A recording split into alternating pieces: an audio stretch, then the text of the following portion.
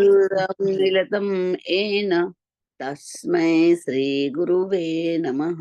हे कृष्ण करुणा सिन्धु दीनबन्धु जगत्पते गोपेश गोपिका कान्त राधा कान्त नमोऽस्तुते।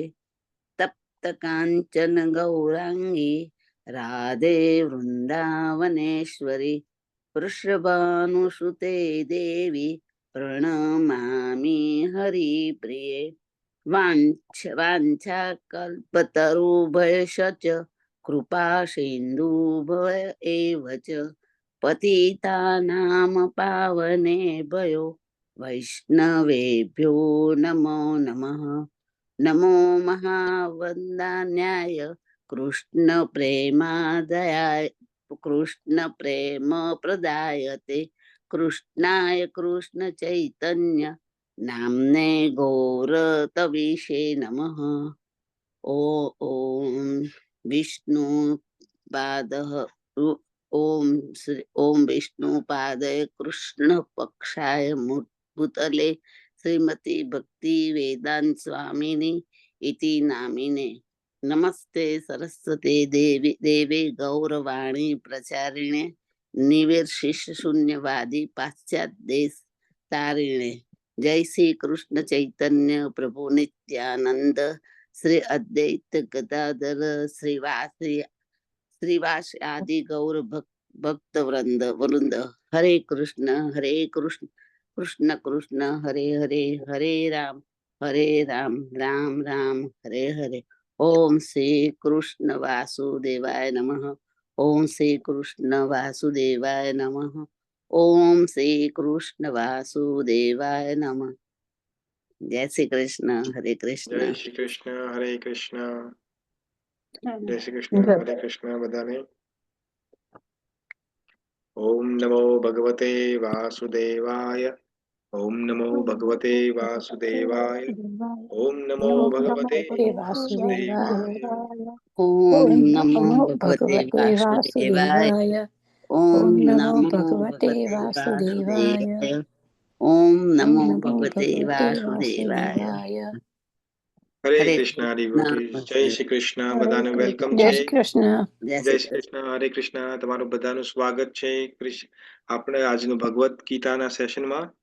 આજે બહુ સુંદર દિવસ છે। આજે દેવશયની એકાદશી છે। તો બધાને દેવશયની એકાદશીની ઘણી બધી શુભકામનાઓ। આપણે આજનું સેશન ચાલુ કરીએ એ પહેલા થોડું દેવશયની એકાદશી વિશે થોડું જાણી લઈએ, એનું મહાત્મ્ય જાણી લઈએ અને પછી આપણે આગળ વધીશું। તો આજની એકાદશીનું મહાત્મ્ય આ પ્રમાણે છે કે જ્યારે યુધિષ્ઠિર મહારાજે ભગવાન શ્રી કૃષ્ણને પૂછ્યું કે ભગવાન આ દેવશયની એકાદશી કેમ કરવી જોઈએ અને એનું શું મહાત્મ્ય છે, ત્યારે ભગવાન કૃષ્ણે બહુ સુંદર કથા કીધી છે ને પદ્મા પુરાણમાં આવે છે કથા। કથા એમ છે કે જેમ ભગવાન શ્રીરામ જે સૂર્યવંશમાં પેદા થયા, પ્રકટ થયા, તો એ સૂર્યવંશની અંદર જ એમના પૂર્વજ હતા માનધાતા। તો માનધાતા હતા એ બહુ ધાર્મિક રાજા હતા, બહુ પ્રજાવત્સલ રાજા હતા અને પોતાના પ્રજાને બહુ સુંદર રીતે એની ટેક કેર કરતા હતા।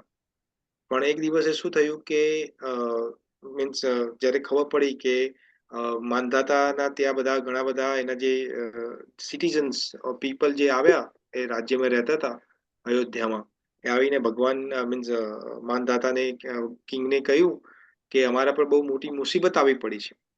તો માનધાતાએ પૂછ્યું કે શું મુસીબત આવી પડી છે? કે રાજન, તમને કદાચ ખબર નહીં હોય પણ આપણા રાજ્યમાં ઘણા વર્ષોથી અકાળ પડ્યો છે અને વર્ષા પણ નથી થઈ, એટલે પીવા માટે પાણી પણ હવે નથી બચ્યું અને ખાવા માટે કોઈ અનાજ પણ નથી વધ્યું। તો માનધાતા બહુ કન્સર્ન બતાવે છે કે અચ્છા આવું છે, મને તો ખબર જ નથી કે આવું થઈ રહ્યું છે। તો જે માનધાતા હતા, તો માનધાતા પોતાના બધા જે મંત્રીમંડળ હોય છે એને પૂછે છે કે આવા પરિસ્થિતિમાં શું કરવું જોઈએ।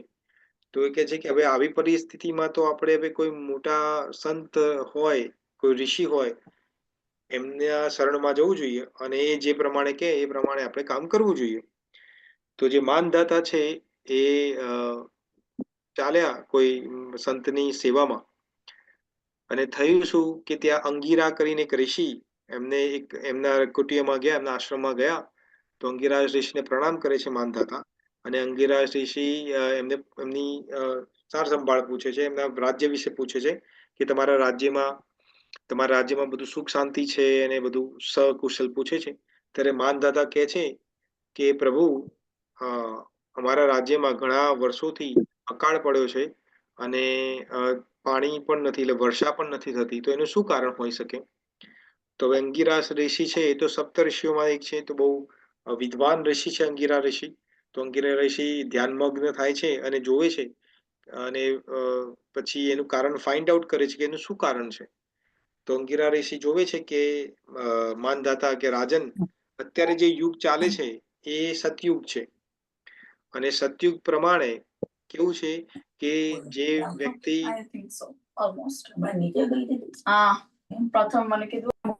સતયુગની અંદર જે વ્યક્તિ જે માટે યોગ્ય નથી એ જો વસ્તુ કરે, તો એનું જે વળતર છે એ પૂરા રાજ્યને પૂરા દેશને ચૂકવવું પડે. તો માનદાતા કહે છે કે અચ્છા, એવું તો શું થયું, મને થોડું જરા કહો મારા મારા રાજ્ય વિશે. તો અંગિરા ઋષિ કહે છે કે તમારા રાજ્યની અંદર એક શુદ્ર એટલે જે સેવક હોય એને શુદ્ર કહેવાય. તો કે શુદ્ર છે એ તપશ્ચર્યા કરવાનું પ્રારંભ કર્યું છે, અને એ તપશ્ચર્યા એના માટે તો યોગ્ય નથી જ, પણ પૂરા રાજ્ય માટે યોગ્ય નથી, કારણ કે એ તપશ્ચર્યાના લાયક નથી. જેમ પહેલાના જમાનાની અંદર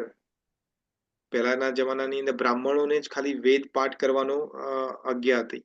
તો એ રીતે જ એ પણ તપસ્યાના યોગ્ય નથી. એનું ધર્મ, એનું કર્તવ્ય તો સેવા કરવાનું છે, અને તપસ્યા બ્રાહ્મણોનું કાર્ય કરી રહ્યો છે.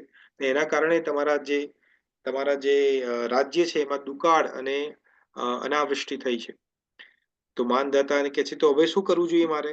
તો અંગિરા ઋષિ કહે છે કે કામ કરો, એને મૃત્યુદંડ આપો. હવે જયારે આવું કહે છે કે મૃત્યુદંડ આપો, ત્યારે જે માનધાતા હોય છે એ પ્રજાવત્સલ હોય છે. તો માનધાતા કહે છે કે પ્રભુ, એ તો પોસિબલ નથી, કારણ કે હું મારા જે રાજ્યના કોઈ જે લોક છે, જે સેવક છે, એને વિધાઉટ રીઝન હું કઈ રીતે હું એને મૃત્યુદંડ આપું?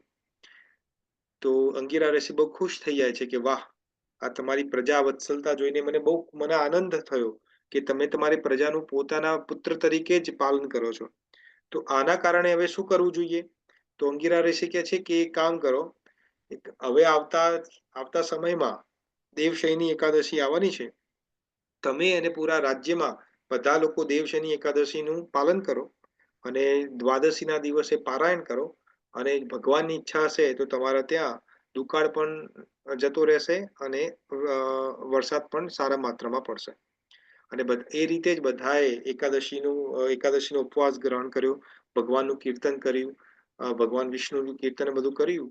અને થયું શું આ બધું થયા પછી કે જેવું જ એકાદશી દ્વાદશીના દિવસે પારાયણ થયું, એ જ દિવસે વરસાદ એમના રાજ્યમાં પડ્યો.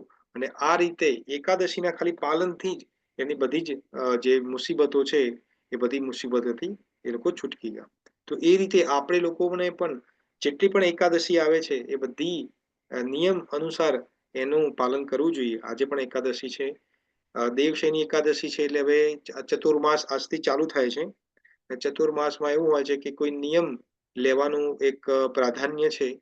કોઈ પણ નાનો મોટો કોઈ પણ નિયમ લઈ શકો છો તમે, કે આ 4 મહિના માટે હું આ એક વસ્તુ નહીં કરું, કે 4 મહિના માટે હું કશું નહીં ખાઉં. મીન્સ ફોર એક્ઝામ્પલ, હું સ્વીટ નહીં ખાઉં, કે હું રાઈસ નહીં ખાઉં, કે જે પણ હોય, મીન્સ જે પણ નાનું મોટું, કે ભાઈ 4 મહિના માટે હું મારી માળા થોડી વધારે દઈશ. એક્ઝામ્પલ, કોઈ પણ વસ્તુ છે આ 4 મહિના માટે તમે એક્સ્ટ્રા કરવાનું, કે કશું ત્યાગ કરવાની મહિમા છે. કારણ કે ભગવાન વિષ્ણુ હવે આ 4 મહિના માટે યોગ નિદ્રામાં જવાના છે, અને બધા દેવતાઓ પણ, કારણ કે ભગવાન વિષ્ણુની અંડરમાં કામ કરે છે, તો કોઈ આ 4 મહિનાની અંદર કોઈ માંગલિક કાર્ય થવાનું નથી, કે કરવું ના જોઈએ. કોઈ માંગલિક કાર્ય એટલે કોઈના લગ્ન ના કરવા જોઈએ, કે કોઈ નવું ઘર ખરીદ્યું તો એની અંદર પેલું શું કહેવાય, આપણે હાઉસ વોર્મિંગ પાર્ટી ના રાખવી જોઈએ, કોઈ ઘર પ્રવેશ ના કરવો જોઈએ, અને ઘણા બધા માંગલિક કાર્યો છે. એ માંગલિક કાર્યો આ 4 મહિના નથી થતા.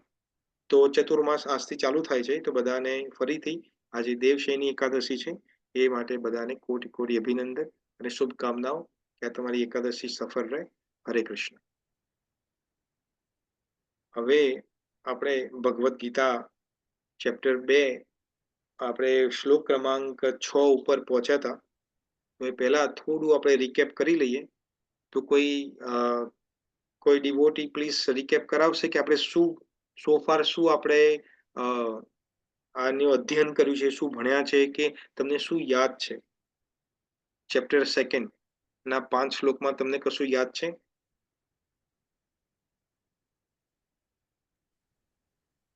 જય શ્રી કૃષ્ણ. જય શ્રી કૃષ્ણ. વેલ ટ્રાય કરું.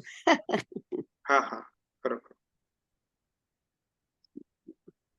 ભગવાન પહેલા શ્લોકમાં કે છે, એટલે અનુવાદ સંજય કે છે કે કરુણા વ્યાપ્ત થયેલો અર્જુનને જોઈને મધુસૂદન એને કે છે કે તું આવું બધું દુર્બળતા બધું કેમ કરે છે? તું આવું આ કાયરતા તરીકે ક્યાંથી આવી? તું નપુસક છે. એટલે નપુસક એટલે તારામાં નબળાઈ છે ને તું કુંતી તું અર્જુન એને કે છે, ભગવાન કે છે કે તું પાર્થ કે છે ને, એટલે કે તું કુંતી પુત્ર છે અને કુંતી ક્ષત્રિય છે, તો તું પણ ક્ષત્રિય છે. ક્ષત્રિયનો ધર્મ શું છે કે ધર્મનું રક્ષણ કરવું જોઈએ અને પ્રજાનું રક્ષણ કરવું જોઈએ. એટલે તારી હૃદયની દુર્બળતા, તેને હૃદયની દુર્બળતા દૂર કરવા કહે છે. દાખલા તરીકે આપણે 5 વાગે ઉઠીને જાપ કરવા હોય, પણ આપણે નથી કરી શકતા, કારણ કે આપણીમાં વિલ પાવર નથી હોતો અને જોડે જોડે આપણી બુદ્ધિ પણ શુદ્ધ નથી હોતી અને મનનો ધ્યેય આપણને ઇન્દ્રિયોની સુખ શોધવા શોધે છે. એટલે બુદ્ધિ આપણને દુર્બલે બનાવે છે અને બુદ્ધિ શુદ્ધ છે, તેથી બધું શુદ્ધ હોય છે. એટલે વિવેક થી બુદ્ધિ સુધરે છે, તેથી બુદ્ધિને શુદ્ધ રાખવાની હોય છે અને તેના માટે આપણે ભગવાનનું નામ દેવું જોઈએ, જાપ કરવા જોઈએ, તો આપણી બુદ્ધિમાં શુદ્ધતા આવે. અને જેથી બુદ્ધિ શુદ્ધ ન હોય તો ભગવાનની ભક્તિ પણ આપણે કરી શકતા નથી. એટલે અર્જુન ભગવાનને કહે છે કે તારું કર્તવ્ય સંભાળ, આપણી સેવા કરવાની જવાબદારી છે. કુંતી પુત્ર ક્ષત્રિય છે અને તેનો ધર્મ, તારો ધર્મ શું છે? યુદ્ધ કરવાનો છે. પછી અર્જુન ભગવાનને કહે છે કે ભીષ્મ પિતા અને દ્રોણ તો પૂજનીય છે, એમને કેવી રીતના હું મારી શકું? એટલે ભગવાન દ્રોણ મારું એટલે અરિસૂદન એટલે ગુરુ, શત્રુઓ માટે દ્વેષ નહીં, દ્વેષ વગર શત્રુને મારવાનો એમ. અને એટલે ભગવાન કૃષ્ણ ભગવાનને અર્જુન પાછો એવું કે છે કે તમે તમારા ઋષિ કે એમના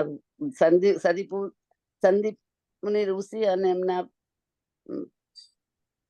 એમના પિતા, એમને તમે મારી શકો એમ. અને પાંડવો એવું કે છે અમે ભીખ માંગીને જીવીશું પણ યુદ્ધ નહીં કરીએ એમ, એવું છે. એટલે ભગવાન કે છે હું કાયર નથી, પણ હું પૂજનીય વ્યક્તિ, પૂજનીય ગુરુને મારીને મારું સુખ નથી ભોગવવું નથી, અને મને લોહીથી ખરડાયેલું રાજ્ય નથી જોઈતું. ભિક્ષા માગીને તો જીવીશ, તે ચાલશે, પણ ગુરુને મારીને મારે રાજ્ય નથી જોઈતું. અને અર્જુન એટલે પછી પેલા દાખલા છે અર્જુન એટલે દ્રોણ બીજું એ છે કે દ્રોણ કેમ પાંડવોના પક્ષમાં રહ્યા, કૌરવોના પક્ષમાં રહ્યા? કારણ કે દુર્યોધનની સેલરી પર જીવતા હતા, એટલે એમને કમ્પલસરી એમ ભીષ્મ પિતામહ એમને બંને ધૃતરાષ્ટ્ર સાથે રહેવું પડ્યું. અને શરીરનો ધર્મ આત્મા છે, આપણે સગાવાલા નથી. એટલે એને દ્રોણને મારવાની ના પાડે છે, તો કૃષ્ણ ભગવાન એવું કે છે કે જે આવી રીતના પોતે બ્રાહ્મણ હોવા છતાં બી શૂદ્ર બનીને જીવી શકતા હોય એવા ગુરુને તું કેવી રીતના ગુરુ કહીને મારવાનું ના કહે છે? એટલે આપણે જે ગુરુ શાસ્ત્રનું શું કહેવાય, શાસ્ત્રને માનતા નથી કે એના પ્રમાણે ચાલતા નથી, એવા ગુરુઓનો ત્યાગ કરવો જોઈએ. બરાબર. વેરી જય Shri Krishna. Very good, thank you. હરે કૃષ્ણ, જય શ્રી કૃષ્ણ. બહુ સુંદર રીતે તમે સમઅપ કર્યું. યસ, તો આપણે અહીંયા સુધી વાત કરી હતી અને જેમ તમે કીધું કે પાંચમા શ્લોકની અંદર અર્જુન કહે છે કે હું તો મારા ગુરુઓને કે મારા સંબંધીઓને મારા કરતા તો હું ભીખ માગીને જીવું એ વધુ સારું છે. ત્યાં સુધી આપણે વાત કરી હતી. હવે આપણે આગળ ચર્ચા કરીશું. તો શ્લોક ક્રમાંક નંબર 6, જેના જોડે ભગવદ્ ગીતા છે એ તમે પ્લીઝ ઓપન કરી લો, અને જેના જોડે નથી એ તમારા સ્ક્રીન ઉપર તમે દેખી શકો છો. હરે કૃષ્ણ. ઓમ અજ્ઞાનતિમિરન્ધસ્ય જ્ઞાનાંજનશલાકયા ચક્ષુર ઉન્મિલિતમ યેન તસ્મૈ શ્રી ગુરુવે નમઃ. જગદ્ગુરુ શ્રીલ પ્રભુપાદ કી જય. સો બીજા ચેપ્ટરનો 6થો શ્લોક તમારા સ્ક્રીન ઉપર છે. શ્લોક આ રીતે છે: નાચૈદ વિદ્મઃ કતરંગરિયો યત્વા જયેમ યદી વાનો જયેયુઃ યાનિમ હત્વાન જીજીવિષામ સ્તે અવસ્થિતા પ્રમુખે ધાર્તરાષ્ટ્રા. હું ફરીથી રિસાઇટ કરું છું વર્ષને.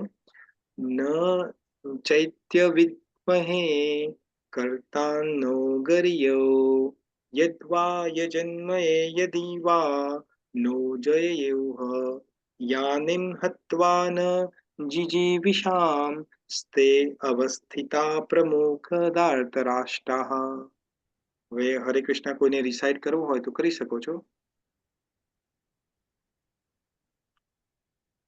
કરવું છે? અનુવાદ ને વાંચું? હા, 2 મિનિટ. પણ કોઈને વર્ષને એટલે કોઈને આ શ્લોકને ફરીથી વાંચવું હોય તો વાંચી શકો છો. હરે કૃષ્ણ. વાંચો. એક પછી એક. હું વાંચું હા, પ્રભુજી? કરો. હા, વાંચો. પછી હું ન વાંચું.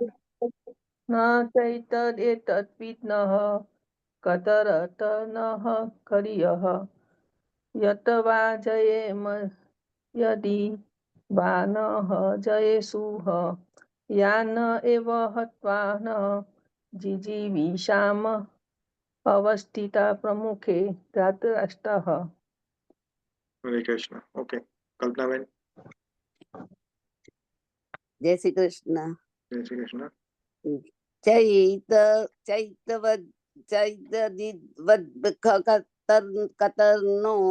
કતરનો ગરિયો યત્યા જયમે અદિવાનો જયેયુઃ યાને વહત્વાન જીજીવિષામશ દેવતા પ્રમુખે ધૃતરાષ્ટ્રઃ. ઓકે, હરે કૃષ્ણ. ઓકે, તો હવે હું આપણે ટ્રાય કરું પ્રભુજી? હા, ટ્રાય કરો. હું ટ્રાય કરું પ્રભુજી. ન ચૈતન્યદ કતનો ગરિયો યદ્દા જયમ યદીવાનો જયેયુઃ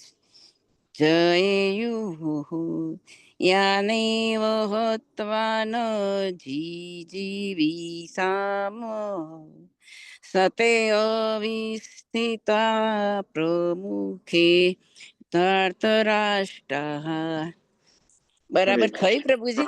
હા, બરોબર છે. હરે કૃષ્ણ. હરે કૃષ્ણ. ભરતભાઈ, આ બધા હા, છંદ અનુપુષ છંદમાં છે. આ છંદનું નામ શું? આ જુદું છે ને? અનુષ્ટુપ છંદ છે. Yes. કયો? અનુષ્ટુપ છંદ છે. અનુપષ્ટ છંદ છે ને? અનુષ્ટુપ. અનુષ્ટુપ તો પેલા બધા છે, પણ આ બીજો છે ને, એનો આખો રાગ બી જુદો છે. હા, તો આનું મારે જોવું પડશે. મને એક્ઝેક્ટલી નથી ખબર.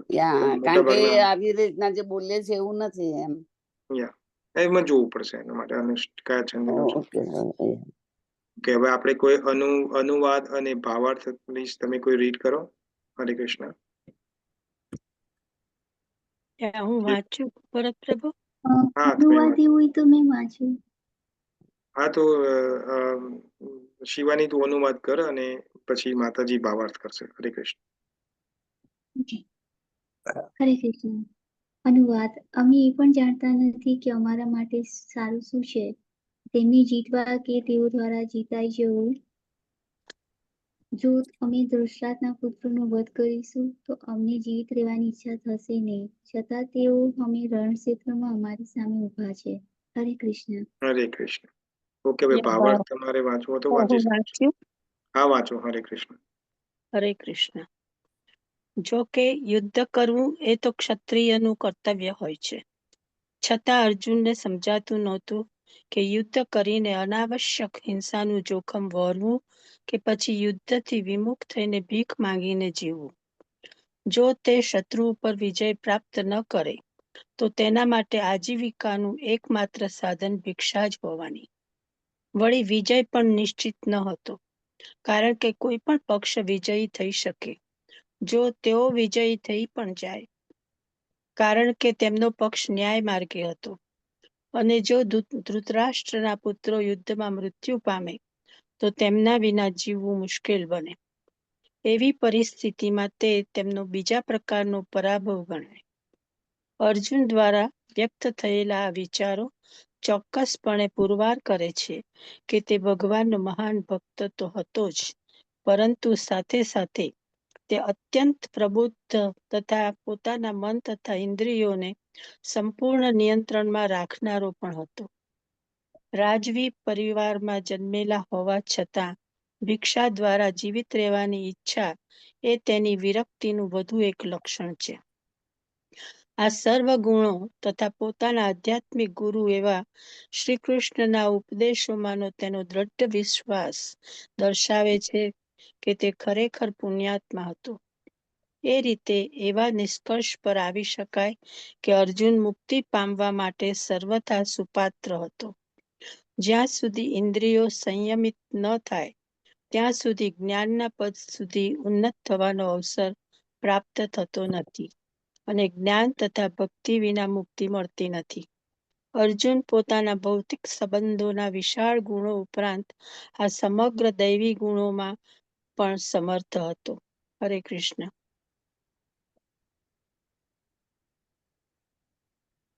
આગળ. હરે કૃષ્ણ. હા, બસ અહીંયા સુધી. Thank you. હરે કૃષ્ણ. હવે આપણે સમજીએ આ શ્લોકને.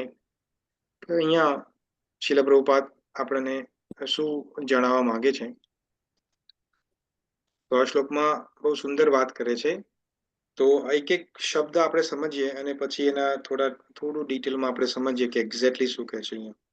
તો અહીંયા શું કહે છે કે ન ચૈત વિદ્મહે, ન ચૈત વિદ્મહે.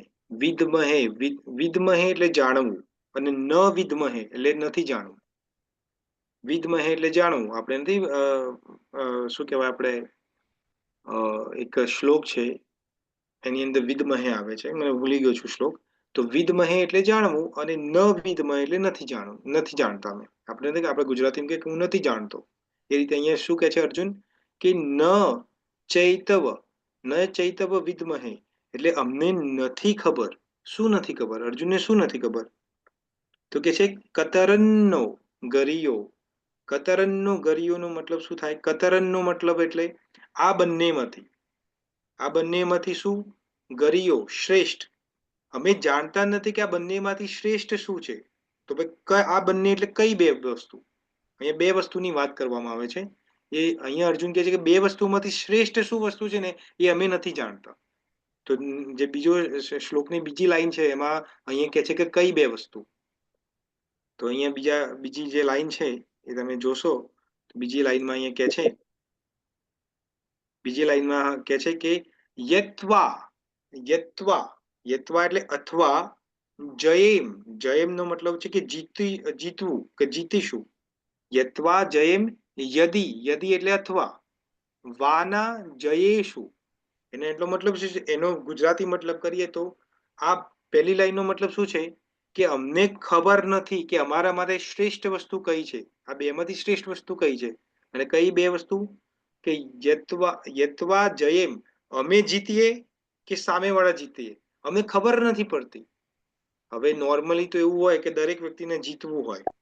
તમે કોઈ પણ ફિલ્ડ ઓફ લાઈફ હોય તમે માની લો કે તમારે માતાજી છે તે કુકિંગ કોમ્પિટિશન હોય, તો કુકિંગ કોમ્પિટિશનમાં તમારે એવું હોય કે તમે એવું કહીને થોડા ઊભા થાવ કે મને તો ખબર જ નથી કે હું જીતું કે સામે વાળું જીતે. ઓફકોર્સ આપણે જ જીતવાનું હોય, કોમ્પિટિશનમાં ઊભા છો તમે, તો તમે જ જીતવાના હોય. ક્રિકેટ મેચ હોય તો એમાં ઇન્ડિયા પાકિસ્તાનની મેચ હોય તો ઇન્ડિયા વાળા એવું કે અમને તો ખબર જ નથી કે અમારા માટે શું સારું છે, અમે જીતીએ તો સારું છે કે પાકિસ્તાન વાળા જીતે તો સારું છે. બટ ઓબ્વિયસ વસ્તુ કે અમે જીતીએ તો સારું છે. તો અર્જુન અહીંયા એવું કેમ કે છે કે અમે જીતીએ તો સારું ગણાશે કે સામેવાળા જીતશે એ સારું ગણાશે? એનું શું કારણ છે? તો આગળ કે છે અહીંયા, એને ત્રીજી લાઈનની અંદર શ્લોકના ત્રીજા લાઈનમાં અહીંયા કે છે કે એવું કેમ કે છે અહીંયા, તો શું કે છે કે યાનેવ હત્વા. હત્વાનો મતલબ છે કે મારવું. આપણે આ શબ્દ ઘણી વાર જોયેલો છે, પહેલા ચેપ્ટરની અંદર પણ ઘણી વખત આ શબ્દ આવ્યો છે, હત્વા. હત્વા એટલે મારવું. આપણે શું કહેવાય, યુધિષ્ઠિર મહારાજનો ફેમસ શ્લોક તમને બધાને યાદ હશે, જ્યારે કોને મારે છે? યાદ છે કોને? ભીમ કોને મારે છે અને યુધિષ્ઠિર મહારાજ પછી કે છે એક ફેમસ શ્લોક છે, કોઈને યાદ છે? દુર્યોધનને ના, દુર્યોધન. ભીમ દુર્યોધનને દુર્યોધનને નથી નહીં. મારતો. ભગવાન નામકરણ કરે છે હાથીનું. અશ્વત્થામા હતાયતી. અશ્વત્થામા હતાયતી નરોવા કુંજરોવા. તો અશ્વત્થામાનું મૃત્યુ થયું છે. હતાયતી, હતવાનું, હતાયતી એની જે વિભક્તિ છે એ યુઝ કરવામાં આવી છે. તો યાનેવ હત્વા, હત્વા એટલે મારવું, યાનેવ એટલે આ લોકોને, એમ કે છે. આપણે નહીં કહેતા આ લોકો, એટલે યાનેવ હત્વા ન જીજાવિષામ. જીજાવિષામ એટલે ઈચ્છા કરવું. અમે માંગતા નથી. શું માંગતા નથી? અમે એ લોકોને મારવા માંગતા નથી. કેમ? કેમ મારવા માંગતા નથી? શું કારણ છે કેમ નથી મારવા માંગતા? તો આગળ આપણે સમજીએ. તો અહીંયા શું કે સ્તે અવસ્થિતા, કયા લોકોની વાત કરે છે? કે સ્તે અવસ્થિતા. સ્તે એટલે એ લોકો જે ઊભા છે એ લોકો. કયા લોકો ઊભા છે? કોણ ઊભું છે? પ્રમુખે ધાર્તરાષ્ટ્રાહ. પ્રમુખે ધાર્તરાષ્ટ્રનો શું મતલબ છે? કે જે ધૃતરાષ્ટ્રના જે પુત્રો છે કે ધૃતરાષ્ટ્રના જે સંબંધીઓ જે યુદ્ધ માટે ઊભા છે એ લોકોને અમે મારીએ એ અમારા માટે શ્રેષ્ઠ વસ્તુ છે કે એ લોકો અમને મારી નાખે તો શ્રેષ્ઠ વસ્તુ છે? અહીંયા આ શ્લોકમાં એવું કહેવા માંગે છે અર્જુન. તો એવું કેમ કહેવા માંગે છે એ આપણે સમજીએ. આપણે એના પહેલાના શ્લોકમાં એટલે પાંચમા શ્લોકમાં શું સમજ્યા કે અર્જુન કહે છે કે એના ચોથા શ્લોકમાં કહે છે કે બે લોકોની વાત કરે છે. એક ભીષ્મ પિતામહની વાત કરે છે અને ગુરુ દ્રોણની વાત કરે છે કે એ બંને તો મારા માટે પૂજનીય છે, પૂજાના યોગ્ય છે. તો એ બંનેને હું કઈ રીતે મારી શકું? એના કરતા તો સારું છે કે હું ભીખ માંગુ. કારણ કે જો અમે જીતી જઈશું આ યુદ્ધની અંદર તો અમારી જે જીત છે એ કેવી હશે? એ લોકોના લોહીથી ખરડાયેલી હશે. તો એના કરતા તો બેટર છે કે અમે ભીખ માંગીએ. આપણે લાસ્ટ ટાઈમ મેં તમને સમજાવ્યું. તો અહીંયા શું કહેવા માંગે છે અર્જુન? કે કૃષ્ણ ભગવાન એવું કહે છે કે મને તો ખબર જ નથી પડતી ભગવાન, મારી બુદ્ધિ ભ્રમિત થઈ ગઈ છે કે અમે જીતીએ તો અમારા માટે સારું છે કે એ લોકો જીતે તો એના માટે સારું છે. હવે સિમ્પલ વસ્તુ છે. આવું કેમ કે છે અર્જુન, એ થોડું આપણે સમજીએ. તો હવે અર્જુન માટે એક ધર્મ સંકટ ઊભું થયું છે. શું ધર્મ સંકટ છે? યુદ્ધ કરવું કે ના કરવું. પણ એને કેમ એવો પ્રોબ્લેમ છે? યુદ્ધ કરવું કે ના કરવું એમાં શું પ્રોબ્લેમ છે? તમે યુદ્ધ ભૂમિમાં આવી ગયા છો, શંખ વાગી ચૂક્યો છે, હવે તમારે ખાલી યુદ્ધ કરવાનું ચાલુ જ કરવાનું છે. તો પ્રોબ્લેમ શું છે? કેમ નથી યુદ્ધ કરી શકતો? એના બે ઇસ્યુ છે અર્જુનના. પહેલો ઇસ્યુ શું છે? પહેલો ઇસ્યુ એવો છે કે જો હું યુદ્ધ કરીશ અને યુદ્ધ કરીશ તો ઓબ્વિયસલી સામેવાળાને મારવા પડશે મારે. તો મારી દઈશ તો મને પાપ લાગશે, મને કે અમારા પાંડવોને પાપ લાગશે. હવે પાપ લાગશે તો પછી અમારે તો નર્કલોકમાં જવું પડશે. કારણ કે એ તો બહુ આપણે બધાને ખબર છે કે પુણ્ય કરશો તો સ્વર્ગમાં જશો, પાપ કરશો તો નર્કમાં જશો. તો શું અર્જુન પાપથી નર્કમાં જવાથી બીવે છે? ના, અર્જુન નર્કમાં જવાથી નથી બીજતો. પ્રોબ્લેમ શું છે અહીંયા અર્જુનનો? પ્રોબ્લેમ એનો એક જ છે કે અમે જો અમારા સ્વજનોને મારી નાખીશું તો પ્રોબ્લેમ, જેમ આપણે પહેલા ચેપ્ટરમાં વાત કરી હતી કે જે બધી સ્ત્રીઓ કેવી થઈ જશે? વિધવા. સ્ત્રીઓ કેવી થઈ જશે? વિધવા. હા, વિધવા થઈ જશે. પણ એને એક શબ્દ પ્રયોગ કર્યો હતો એને, દૂષિત થઈ જશે. દૂષિત હા, અને એનાથી શું થશે? વર્ણશંકર પ્રજા પેદા પ્રજાઓ થશે. પેદા થશે. અને વર્ણશંકર પ્રજા પેદાથી શું થશે? અધર્મ. અધર્મ થશે. હા. અને જે આ લોકો મરી જશે, આ બધા જે મરી જશે, એ લોકોનું પિતૃ તર્પણ પણ નહીં થાય.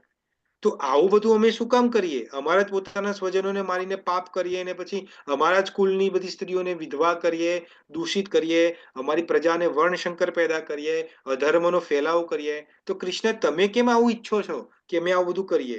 તમારે તો ઉપરથી ના પાડવું જોઈએ અમને કે ના ના ના ના, યુદ્ધ ના કરવું જોઈએ. તો અર્જુનનો પહેલો પ્રોબ્લેમ છે કે અમે પાપ પ્રવૃત્તિમાં સંલગ્ન થઈએ છીએ. બીજો શું પ્રોબ્લેમ છે? બીજો એ પ્રોબ્લેમ છે કે એને ખબર જ નથી પડતી કે મારું કર્તવ્ય શું છે, વોટ ઇઝ માય ડ્યુટી, મારું કર્તવ્ય શું છે, અને બીજું બાજુ શું પ્રોબ્લેમ છે એનો? એક બાજુ એનો કર્તવ્યનો પ્રોબ્લેમ છે, એક બાજુ એનો રિલેશનનો પ્રોબ્લેમ છે. બે પ્રોબ્લેમ છે. એક તો કર્તવ્યનો, હવે એઝ અ સોલ્જર તરીકે, એઝ અ શાસ્ત્ર ધર્મ, શાસ્ત્ર એટલે ક્ષત્રિય તરીકે એનું પહેલું કર્તવ્ય છે ફાઇટ કરવું. પણ શું ગમે તે જોડે ફાઇટ કરવી? ના. અધર્મ, જ્યાં અધર્મ થાય છે એ લોકો સામે શસ્ત્ર ઉઠાવવું એને ક્ષત્રિય ધર્મ કહેવાય છે. તો બહુ ક્લિયર ભગવાન કૃષ્ણ તો બહુ ક્લિયર કહે છે. ભગવાન કૃષ્ણે ત્રીજા શ્લોકમાં બહુ સુંદર વાત કરી છે કે કૃષ્ણ ભગવાન કહે છે કે ક્લબ્યમ માં સ્મ ગમઃ. ક્લબ્યમનો મતલબ કે નપુંસક ના બનીશ. ગમઃ એટલે બનવું, ટુ બી, ઇંગ્લિશમાં કહેવાય ટુ બી. ક્લબ્યમ માં સ્મ ગમઃ પાર્થ નૈતત્વયુ ઉચ્ચ પ્રપદ્યતે ક્ષુદ્રમ હૃદય દૌર્બલ્યમ. ક્ષુદ્ર હૃદય, તારું આ હૃદય દૌર્બલ્ય. હવે મેં લાસ્ટ ટાઈમ પણ તમને સમજાવ્યું હતું કે હૃદયની દુર્બલતા કેમ આવે છે, શું રીઝન છે, આસક્તિ કેમ થાય છે? કોઈ કહેશે મને આસક્તિનું કારણ શું છે? સગા પ્રત્યેનો મોહ. મોહ, યસ. ફેમિલી માટે એટેચમેન્ટ, જે ફેમિલી એટેચમેન્ટ છે એ પ્રોબ્લેમ છે. તો શું અર્જુન માટે જ પ્રોબ્લેમ છે? આપણા લોકો માટે પ્રોબ્લેમ નથી? આપણે બધાને છે. આપણે બધાને પ્રોબ્લેમ છે, યસ. આપણે બધાનું વીક પોઈન્ટ છે આપણું ફેમિલી. હવે કોઈને એની વાઈફ વાલી હોય, કોઈને એનો પતિ વાલો હોય, કોઈને પોતાના છોકરા વાલા હોય, કોઈને પોતાની બેન વાલી હોય, કોઈને પોતાનો ભાઈ વાલો હોય, કોઈને પોતાના બનેવી વાલો હોય, કે કોઈ પણ વાલો હોય, ગમે તે એક્ઝામ્પલ છે. તો એ જ્યાં વીકનેસ, ત્યાં અટેચમેન્ટ જ્યાં થાય છે ત્યાં વીકનેસ ઊભી થાય છે. મેં ઘણી વખત તમને સમજાવ્યું છે કે તમારા લાઈફની અંદર તમને જ્યાં વીકનેસ તમને લાગે છે કે દુઃખ આવે છે, તમારી લાઈફમાં દુઃખ ક્યાંથી આવે છે? જ્યાં અટેચમેન્ટ છે ત્યાંથી દુઃખ આવે છે. જે જગ્યાએ અટેચમેન્ટ નથી ત્યાંથી દુઃખ નથી. એક્ઝામ્પલ છે, તમે ગાડી લીધી, નવી ગાડી લીધી એટલે તમને અટેચમેન્ટ છે ગાડી જોડે, કારણ કે નવી નવી ગાડી લીધી છે તમે અટેચ છો એની સાથે. તો એને નાનો સ્ક્રેચ પણ પડે તો તમને દુઃખ થાય. પણ હવે એ ગાડી 3, 4, 5 વર્ષ જૂની થઈ જાય એટલે તમારી ધીમે ધીમે તમારું અટેચમેન્ટ ઓછું થઈ જાય એનાથી. ઓબ્વિયસ વસ્તુ છે. પછી હવે એને કોઈ ગોબો પણ પડે તો થોડું થાય કે ગોબો પડ્યો છે, પણ એને જે તમે પહેલા દિવસે જ્યારે ગાડી લીધી હતી જેટલું અટેચમેન્ટ હતું, હવે એટલું અટેચમેન્ટ નથી રહ્યું એની સાથે. કહેવાનો મતલબ છે કે દુઃખનું કારણ છે અટેચમેન્ટ. સિમિલરલી આ અર્જુનનો પણ પ્રોબ્લેમ અહીંયા એ જ છે, એનું અટેચમેન્ટ એના ફેમિલી જોડે છે. આગળ જ્યારે ભગવાન 11મા શ્લોકથી બોલવાનું ચાલુ કરશે ત્યારે ભગવાન બહુ સુંદર વાત કરશે, એ આપણે ત્યારે વાત કરીશું ડિટેલમાં. પણ અહીંયા જે આપણે સમજવામાં આવે છે કે અર્જુન, જ્યારે હું અર્જુન કહું છું ત્યારે તમે અર્જુનને જ વિઝ્યુલાઇઝ ના કરો, તમે તમારી જાતને મૂકો ત્યાં. આ જ્યાં જ્યાં હું અર્જુનની વાત કરું છું કે જ્યાં જ્યાં ભગવદ્ ગીતાની અંદર અર્જુન શબ્દ આવે છે ત્યાં ત્યાં આપણી વાત થાય છે. ભગવાન ત્રીજા શ્લોકમાં આપણને ક્લબ્યમ કહે છે, આપણને જ નપુંસક કહે છે. કેમ કહે છે? ક્લબ્યમ કેમ કહે છે? તો અહીંયા આગળ એક શબ્દ આવશે, નેક્સ્ટ વર્ષની અંદર જ કૃપયાનો શબ્દ આવશે, એ હું તમને સમજાવીશ. તો એ ત્યારે હું ક્લબ્યમનો વાત સમજીશ કે આપણને કેમ ક્લબ્યમ કહે છે. હા, આપણે લોકોને નપુંસક કે આપણને કાયરતા કેમ કહે છે, કે આપણે એને મૂર્ખા કેમ કહે છે, મૂઢા કેમ કહે છે ભગવાન, એ આગળ આપણે 7મા શ્લોકમાં જ્યારે વાત કરીશું ત્યારે કરીશું વાત. તો અહીંયા આ શ્લોકનો તાત્પર્ય શું છે? તો ભગવાને જ્યારે ઓલરેડી કીધું છે કે ભાઈ તું ક્લબ્યમ ના બને, અનાર્ય જુષ્ટ અર્જુન અસ્વર્ગીય કીર્તિકરમ અર્જુન, તારા આ કરવાથી તું તારી અપકીર્તિ થશે. તો પણ આ અર્જુન શું વિચારી રહ્યો છે હજુ? કે મારું ફેમિલી, મારે મારવું નથી. એ લોકો મને મારી નાખશે તો ચાલશે, પણ મારે નથી મારવું. એટલે શું કે છે ભગવાન કૃષ્ણને છેલ્લે શું કે છે કે આ ધૃતરાષ્ટ્રના પુત્રો જે છે એ ગમે તેમ તો ધૃતરાષ્ટ્રના પુત્ર પણ અમારા તો રિલેટિવ થાય કે ના થાય? કૃષ્ણ ભગવાન એવું કહે છે કે અમારા સંબંધી થાય કે ના થાય? કૃષ્ણ ભગવાન એવું કહે છે. હા ભાઈ, એમાં કોઈ પ્રોબ્લેમ નથી, તમારા સંબંધી છે જ, પણ એ કેવા સંબંધી છે? આપણે 6 એગ્રેસર્સ ની વાત કરી છે પહેલા ચેપ્ટરની અંદર, 6 એગ્રેસર્સ, રાઈટ? તો એ બધા જે 6 એગ્રેસરની જે પણ કન્ડિશનો છે એ બધી કન્ડિશનો આ દુર્યોધન એન્ડ કંપની ફોલો કરે છે. તો એકલા તમારો સંબંધ ખાલી દુર્યોધન જોડે છે એટલો જ પ્રોબ્લેમ નથી. એ અધર્મી છે, અને અધર્મી એકલો નથી, મહાધર્મી છે, એકદમ મહાધર્મી. કારણ કે એક સ્ત્રી, જેમ કે મેં વાત કરી હતી તમને, કે દ્રૌપદી તો મહારાણી છે, પટરાણી છે.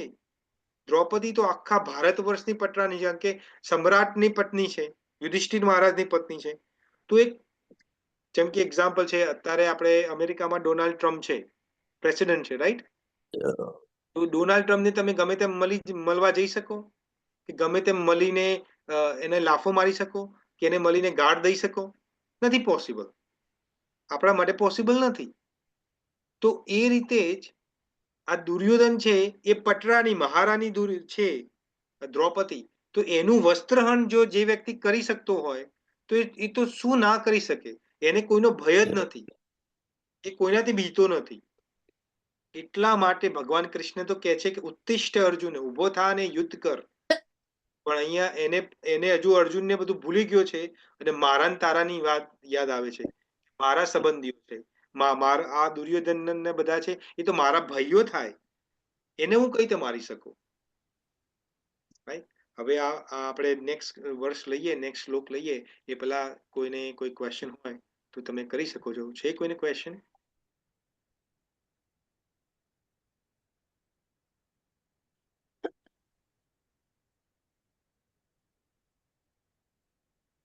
નથી?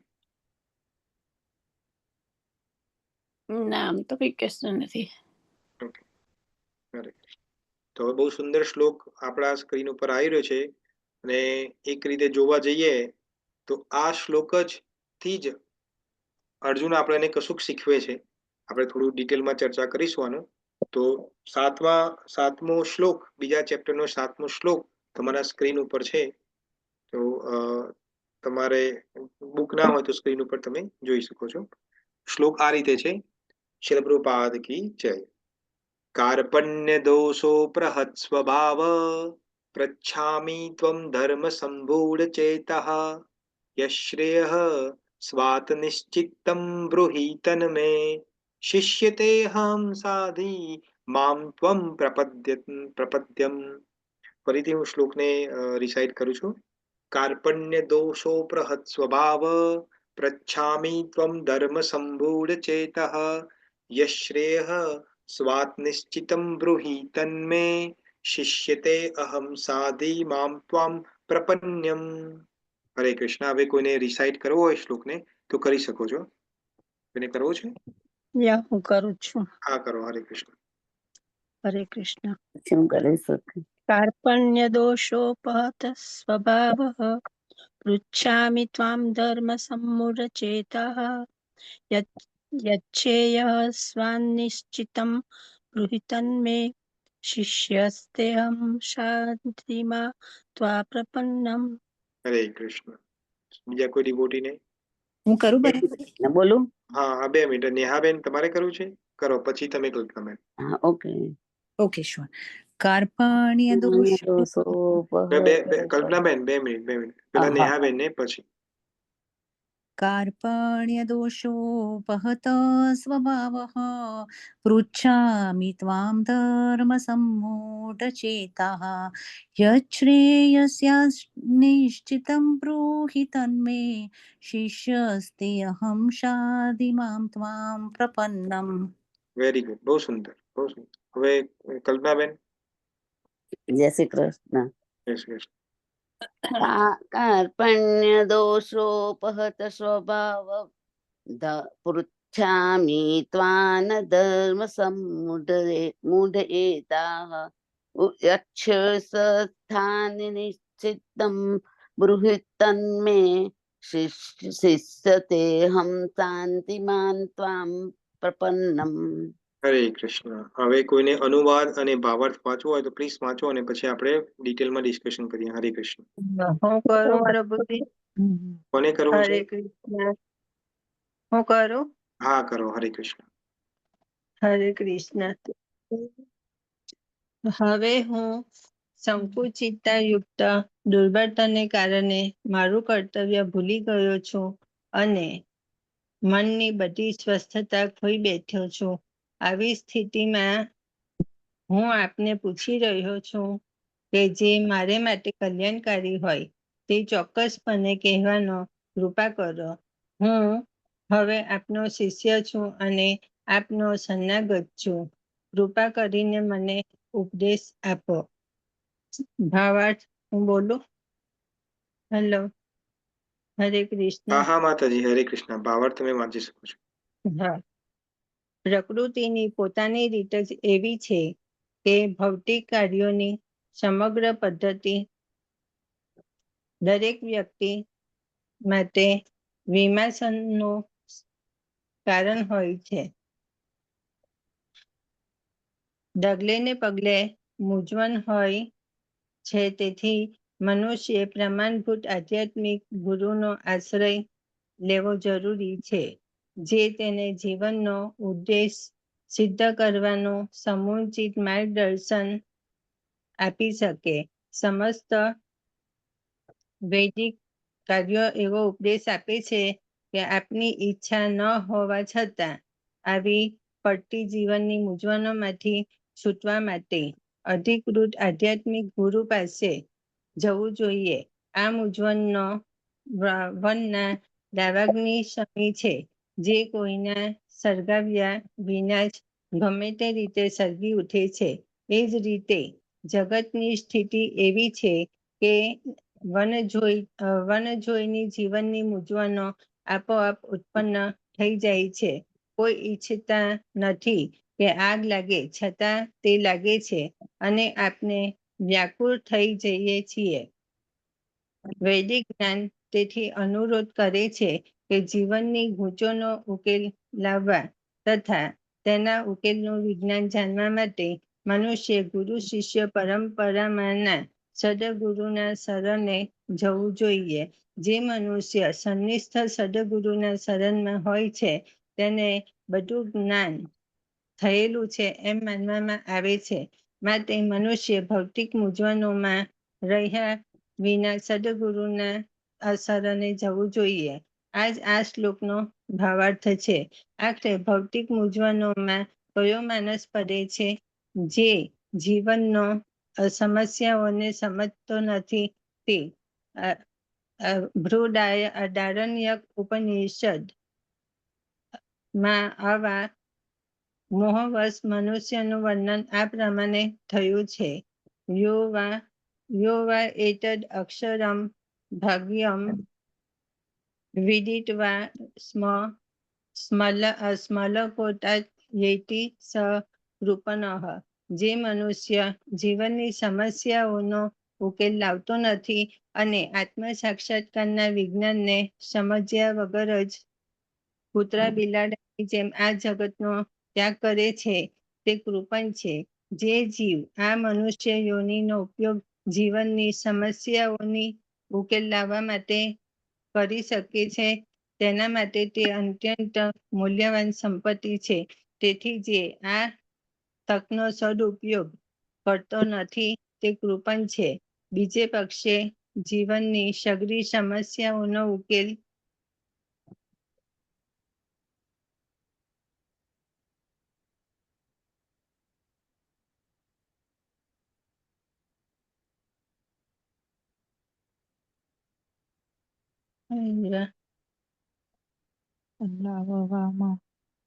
યસ માતાજી. આગળ વાંચો. હા. વાંચું. હું શોધું છું બીજી સમસ્યાનો ઉકેલ કાં છે. તમે ચોપડીમાંથી વાંચો છો? ના, તમારામાંથી. હા તો મેં સ્ક્રીન પર હા, સ્ક્રીન બોલો. ઉપર છે. સ્ક્રીન ઉપર છે. હા. પહેલી જ લાઈન છે ત્યાંથી વાંચો તમે. લાવવામાં શરીર લાવવામાં આ શરીરનો ઉપયોગ કરે તે જ બ્રાહ્મણ છે. ય એતદ અક્ષરમ સ્વામી વિદિત્વા સ્વર્મલિકાંત પ્રેતિ સ બ્રાહ્મણઃ.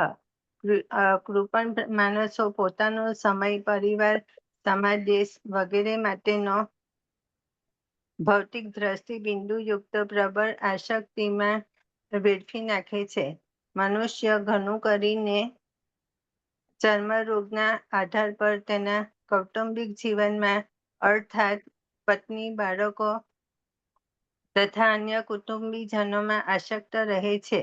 કૃપણ માને છે કે તે પોતાના પરિવારને મૃત્યુથી ઉગારી શકશે, અથવા કૃપણ એમ વિચારે છે કે તેનું કુટુંબ અથવા સમાજ તેને મૃત્યુના મુખમાંથી બચાવી શકશે. આવી કૌટુંબિક આસક્તિ નિમ્ન કક્ષાના પશુઓમાં પણ જોવા મળે છે, કારણ કે તેઓ પણ બચ્ચાઓની સંભાળ લે છે. અર્જુન બુદ્ધિમાન હોવાથી સમજી શક્યો હતો કે પરિવારના સભ્યો પ્રત્યેનો સ્નેહ અને મૃત્યુમાંથી તેમનું રક્ષણ કરવાની તેની ઈચ્છા તેની વિમર્શનના કારણો હતા.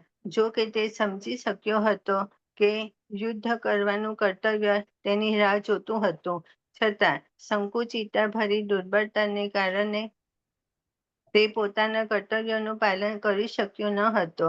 તેથી તે પરમ સદગુરુ એવા ભગવાન કૃષ્ણને આનો કોઈ નિશ્ચિત ઉકેલ બતાવવા વિનંતી કરી રહ્યો છે. તે પોતાની જાતને કૃષ્ણ પ્રતિ શિષ્ય તરીકે સમર્પિત કરે છે. તે મૈત્રીભરી ચર્ચા બંધ કરવા ઈચ્છે છે. ગુરુ તથા શિષ્ય વચ્ચેની ચર્ચા ગંભીર હોય છે, અને હવે અર્જુન પોતાના પ્રમાણભૂત સદગુરુ સમક્ષ બહુ ગંભીરતાપૂર્વક ચર્ચા કરવા ઈચ્છે છે. તેથી કૃષ્ણ ભગવદ્ ગીતાના વિજ્ઞાનના આદિગુરુ છે, અને અર્જુન ગીતાને સમજનાર પ્રથમ શિષ્ય છે. અર્જુન કેવી રીતે ભગવદ્ ગીતા સમજે છે તે સ્વયં ગીતામાં વર્ણવાયું છે. તો એ મૂર્ખ દુન્યવી વિદ્વાનો જણાવે છે કે મનુષ્ય વ્યક્તિગત કૃષ્ણને નહીં, પણ કૃષ્ણના અંદરના અજન્માને શરણે જવું જોઈએ. કૃષ્ણની અંદર તથા બહાર કશો તફાવત નથી, અને આવા જ્ઞાન વિના જે માણસ ભગવદ્ ગીતાને સમજવાની પ્રયત્ન કરે છે તે સૌથી મોટો મૂર્ખ છે. હરે કૃષ્ણ પ્રભુજી. હરે કૃષ્ણ. થેન્ક યુ માતાજી. હવે આપણે આ શ્લોકને સમજીએ. બહુ સુંદર શ્લોક છે, બહુ ઇમ્પોર્ટન્ટ શ્લોક છે આ રહ્યો ભગવદ્ ગીતાનો. હું થોડું તમને ઝૂમ કરી આપું છું તો આ સ્ક્રીન ઉપર દેખાય તમને. ઓકે, તો આપણે એક એક શબ્દ, એક એક અક્ષર સમજીએ કે અહીંયા શું કહેવા માંગે છે, અને પછી થોડું ચર્ચા કરીએ એના વિશે. તો બહુ સુંદર શ્લોક છે. શું કહે છે અહીંયા કે કાર્પણ્ય દોષોપહત સ્વભાવ. કાર્પણ્ય દોષ એ દોષ છે. કયો દોષ છે? કાર્પણ્ય. કાર્પણ્યનો દોષ છે. અહીંયા કાર્પણ્ય દોષ કીધો છે. તો કાર્પણ્ય એટલે શું? કોઈ કહે છે કાર્પણ્ય એટલે શું, યા કૃપણતા એટલે શું? ડર, કૃપણતા એટલે જે પોતાના છોકરા છોકરીઓનું જુએ, ફેમિલીનું જુએ, તેને કહેવાય. Very good. યસ. બીજું કોઈ ડિવોટી? ફેમિલીમાં આસક્તિ. ફેમિલીમાં આસક્તિ. Okay, very good. બીજું કોઈ ડિવોટી? કૃપણતા.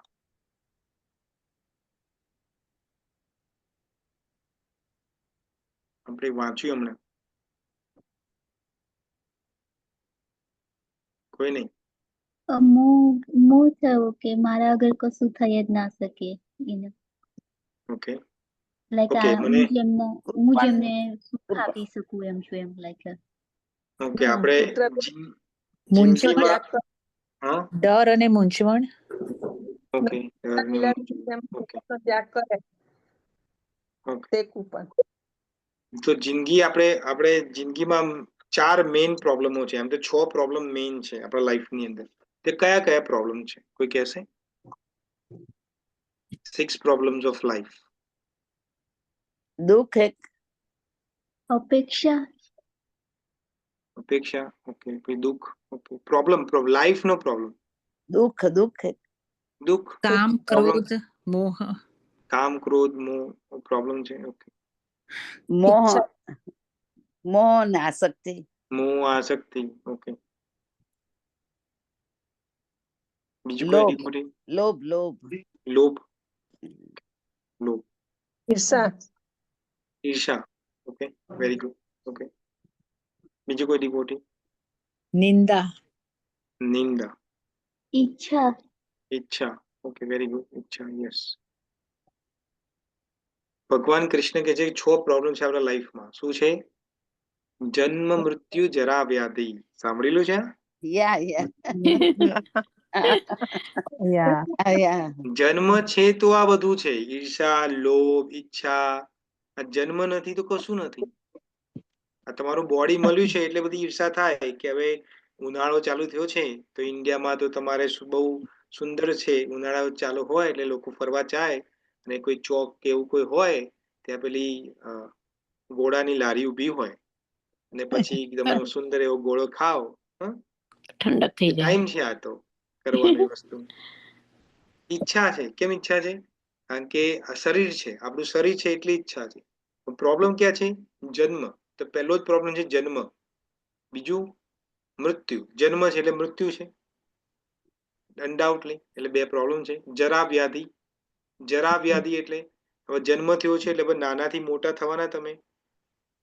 જેમ જેમ મોટા થવાના, ઘરડા પણ થવાના. મોટા થવાના એટલે એજ તમારી ઉંમર વધવાની. જેમ જેમ એજ વધવાની એમ રિસ્પોન્સિબિલિટીઝ આવવાની, બીજા બધા પ્રોબ્લેમ આવવાના, હેલ્થ ઇશ્યુ ને બધું આવવાનું, રાઈટ? જન્મ, મૃત્યુ, જરા, વ્યાધિ આ મેઇન પ્રોબ્લેમ છે આપણા લાઈફમાં. આપણે બીજા બધા પ્રોબ્લેમો બીજા સમજીએ છીએ કે આજે મારા બેંક એકાઉન્ટમાં પૈસા ઓછા થઈ ગયા તો એ મારો પ્રોબ્લેમ છે, કે મારે નવી ટીવી લાવી છે, નવી ગાડી લાવી છે, નવી સાડી લાવી છે. તો એ બધા પ્રોબ્લેમ આપણે આપણી જાતને એવા પ્રોબ્લેમો ગણીએ છીએ. આ બધા મારા પ્રોબ્લેમ છે.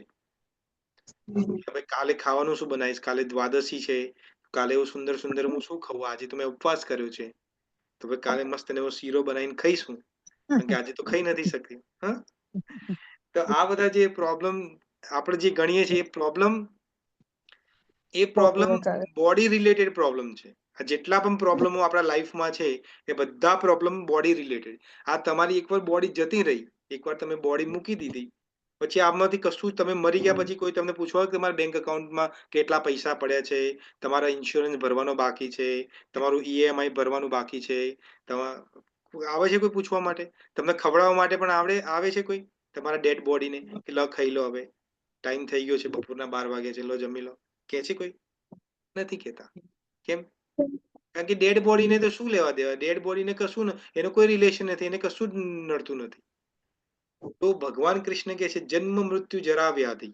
એટલે એને કાર્પણ્ય દોષ કહેવાય છે. કાર્પણ્ય દોષ એટલે આપણી મૂર્ખતા છે કે આપણે આ બીજી બધી વસ્તુને મોટા પ્રોબ્લેમ સમજીએ છીએ, પણ એકચ્યુઅલી પ્રોબ્લેમ તો આ જન્મ મૃત્યુનો છે. એમાંથી કઈ રીતે બહાર નીકળવું? એટલે અહીંયા 2 શબ્દનો પ્રયોગ કરવામાં આવે છે. એક કાર્પણ્ય એટલે જે કૃપણ છે એનું, એક છે બ્રાહ્મણ. હવે આપણને મેં તમને સમજાવેલું છે પહેલા કે બ્રાહ્મણ એટલે જે જન્મ બ્રાહ્મણ ફેમિલી થાય એ બ્રાહ્મણ નથી. કોઈ પંડ્યા કે કોઈ દવે કે કોઈ હોય, રાઈટ, એને આપણે સમજાય હું તો બ્રાહ્મણ ફેમિલીમાં જન્મ્યો છું એટલે હું બ્રાહ્મણ છું. જન્મ ઉપર તો કોઈનો અધિકાર નથી. તો જન્મ ખાલી લેવાથી બ્રાહ્મણ થોડા છો તમે. બ્રાહ્મણની જેમ ક્ષત્રિય ધર્મ છે તો ક્ષત્રિયની ગુણધર્મ કે એની પ્રોપર્ટીઝ શું છે, એનું કર્તવ્ય શું છે કે અન્યાય સામે યુદ્ધ કરવું કે એનો વિરોધ કરવો, એ છે ક્ષત્રિય ધર્મ. શુદ્ર છે કોનો? કે જે સેવક છે, જે સેવા કરે છે એ શુદ્ર છે, અને જે બિઝનેસમેન કરે છે એ વૈશ્ય છે. ને બ્રાહ્મણ કોણ છે? જે જ્ઞાન પ્રાપ્ત કરે છે ને બીજાને જ્ઞાન આપે છે. તો કયું જ્ઞાન? આ ચોપડિયું જ્ઞાન? આ બધું જે આપણે દુનિયાનું જે જ્ઞાન આપણે લઈએ છીએ સ્કૂલમાં જઈને, ગણિત, વિજ્ઞાન, સમાજ વિદ્યા અને બધું જે ભણીએ છીએ આપણે બધું, એ બધું જ્ઞાનની વાત કરી છે. એ તો ભૌતિક જ્ઞાન છે. આધ્યાત્મિક આધ્યાત્મિક જ્ઞાન. યસ, આધ્યાત્મિક જ્ઞાન. આધ્યાત્મિક આધ્યાત્મિક જ્ઞાન. જ્ઞાન. કારણ કે ચોપડી જ્ઞાન તો આજે છે, કાલે જ બદલી જવાનું છે. વિજ્ઞાનની અંદર આજે જે નિયમ છે એ કાલ ઉઠીને કોઈ બીજો વૈજ્ઞાનિક આવશે, બીજો પોતાની થિયરી આપશે, એટલે પાછું બદલાઈ જશે, પછી પાછું બદલાઈ જશે, રાઈટ? અમે જ્યારે ભણતા હતા, નાના હતા, મને યાદ છે, તો અમારે કયા ધોરણમાં આવતું હતું મને યાદ નથી, વિજ્ઞાનમાં આવતું હતું કે પ્રકાશ સીધી લીટીમાં ગતિ કરે છે, એવું અમારે આવતું હતું ભણવામાં, right? Light only travel straight. પછી જેમ જેમ અમે મોટા થયા ત્યારે અમને ખબર પડી કે પ્રકાશ તો એકલો સીધું ગતિમાં લાઇટમાં નથી કરતો, એ વિવિકલ પણ કરે છે, એટલે તરંગો રૂપે પણ કરે છે. અને પછી તમે ફોટોન્સ ને બધું કેટલું બધું ભણવાનું આવ્યું. હવે એ વખતે મેં નાના હતા ત્યારે બધું તો હતું જ નહીં, પણ નવા નવા ઇનોવેશન્સ થયા, નવી નવી વસ્તુ ખબર પડી કે ભાઈ પ્રકાશમાંથી ફોટોન્સ હોય, ફોટોન્સ પાછા જુદી જુદી રીતે ગતિ કરે છે, એનો બધું છે. આપણે ડિટેલમાં નથી વાત કરી, પણ આ ખાલી સમજાવવા માટે. તો એ ભૌતિક જ્ઞાન છે. આ ભૌતિક જ્ઞાન તો અપડેટ થતું રહે છે, પણ કયું જ્ઞાન અપડેટ નથી થતું? આધ્યાત્મિક જ્ઞાન. આધ્યાત્મિક જ્ઞાન. હા, તો બ્રાહ્મણ કોને કીધો? જે પોતે જાણે છે કે એ આત્મા છે અને બીજાને એ સમજાવે છે કે ભાઈ તું શરીર નથી, આત્મા છે. ખાલી કહેવાથી નહીં. કાલે ઉઠીને તમે રોડ ઉપર, સ્ટ્રીટ ઉપર ઊભા થઈ જાઓ અને બધાને કે સાંભળ સાંભળ સાંભળ, તું બોડી નથી, તું આત્મા છે. તું બોડી નથી, તું આત્મા, તો તમે બ્રાહ્મણ થઈ જવાના? એ રીતે બ્રાહ્મણ કોઈ નથી થતું. પહેલા પોતે અનુભવ કરો. તો પોતે કઈ રીતે અનુભવ કરવાનો છે એ આપણે જ્યારે આ ચેપ્ટરના 13મા શ્લોકમાં જ્યારે વાત કરીશું, આગળ 13મા શ્લોકથી ભગવાન કૃષ્ણ આત્મા વિશે બહુ સુંદર ચર્ચા કરે છે, ત્યારે આપણે ડિટેલમાં વાત કરીશું આત્મા વિશે. પણ કહેવાનો મતલબ છે કે કાર્પણ્ય દોષ, એટલે અહીંયા શું કહે છે કે કાર્પણ્ય દોષના કારણે, કાર્પણ્ય દોષો પ્રહત સ્વભાવ, કાર્પણ્ય દોષના કારણે શું થયું છે? પૃચ્છામિ ત્વમ ધર્મ સંભૂઢ ચેતઃ, મારી ચેતના છે, મારી કોન્શિયસનેસ છે, એ કેવી થઈ ગઈ છે? ધર્મ સંભૂઢ. ધર્મ સંભૂઢ નો મતલબ કે હવે મને ખબર જ નથી પડતી કે મોહગ્રસ્ત થઈ ગયું છે, કયા ધર્મ કોને કહેવાય, કોને અધર્મ કહેવાય. મારી એ ચેતના, મારી કોન્શિયસનેસ છે, એ કેવી થઈ ગઈ છે? ખબર જ નથી પડતી. એટલે પૃચ્છામિ, હું તમને પૂછું છું. હું કેમ પૂછું છું? કારણ કે મારામાં હવે કાર્પણ્ય દોષ આવી ગયો છે. કાર્પણ્ય દોષના કારણે મેં ભગવાન, હું તમને પૂછું છું. શું પૂછે છે અર્જુન? તો નેક્સ્ટ લાઈનમાં શું કહે છે? યશ શ્રેય, યશ શ્રેય એટલે મારું, મારું કલ્યાણ. યશ શ્રેય સ્વાત, શામાં છે? યશ શ્રેય સ્વાત નિશ્ચિતમ, નિશ્ચિતમ એટલે નક્કી કરવું. બ્રૂહી તન્મે, બ્રૂહી તન્મે એટલે તમે કહો. મારું શ્રેય એટલે મારું કલ્યાણ શાની અંદર છે એ તમે કહો. પછી ચોથા લાઈનમાં શું કહે છે? શિષ્યતે અહમ, હવે મને શિષ્ય જાણી લો. શિષ્યતે અહમ સાધિમામ ત્વમ પ્રપદ્યતે, પ્રપન્યમ. સાધિમામ એટલે ઇન્સ્ટ્રક્શન આપવી. શિષ્યતે, મને પેલા શિષ્ય માની લો, હવે મને ઇન્સ્ટ્રક્શન આપો. શું ઇન્સ્ટ્રક્શન આપો? કે ભાઈ હું તમારી શરણમાં આવ્યો છું, હવે મને ઇન્સ્ટ્રક્શન આપો કે મારું કલ્યાણ શાની અંદર છે પ્રભુ, મને નથી ખબર પડતી.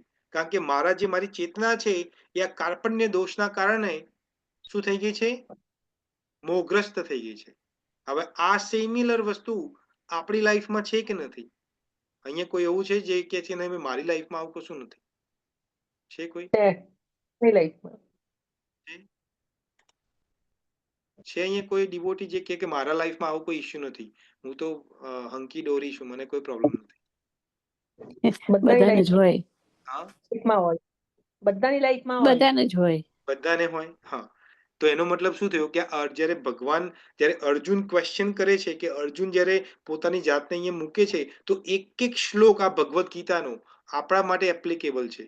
એવું નથી આપણને, પહેલા મને એવું લાગતું કે આ અર્જુન તો રોતડું છે, એ તો બધું અર્જુન માટે છે, આ મારા માટે નથી. મારા માટે તો એ જ વસ્તુ છે જે કૃષ્ણ ભગવાન કહે છે. આ અર્જુનનું જે દ્રષ્ટિકોણ છે એ મારો નથી દ્રષ્ટિકોણ.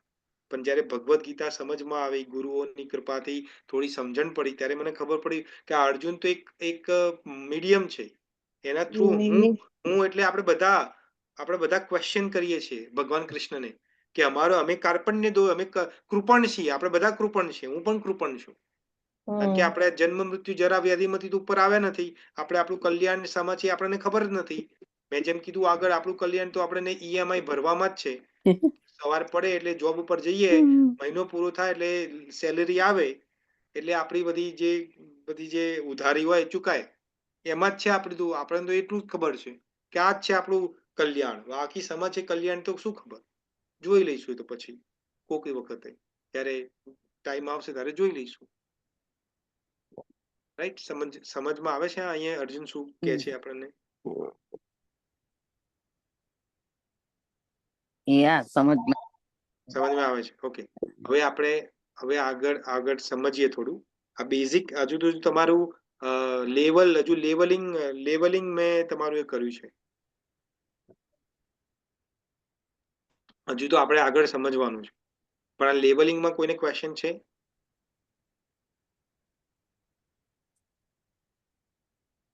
નથી? ના ના નથી.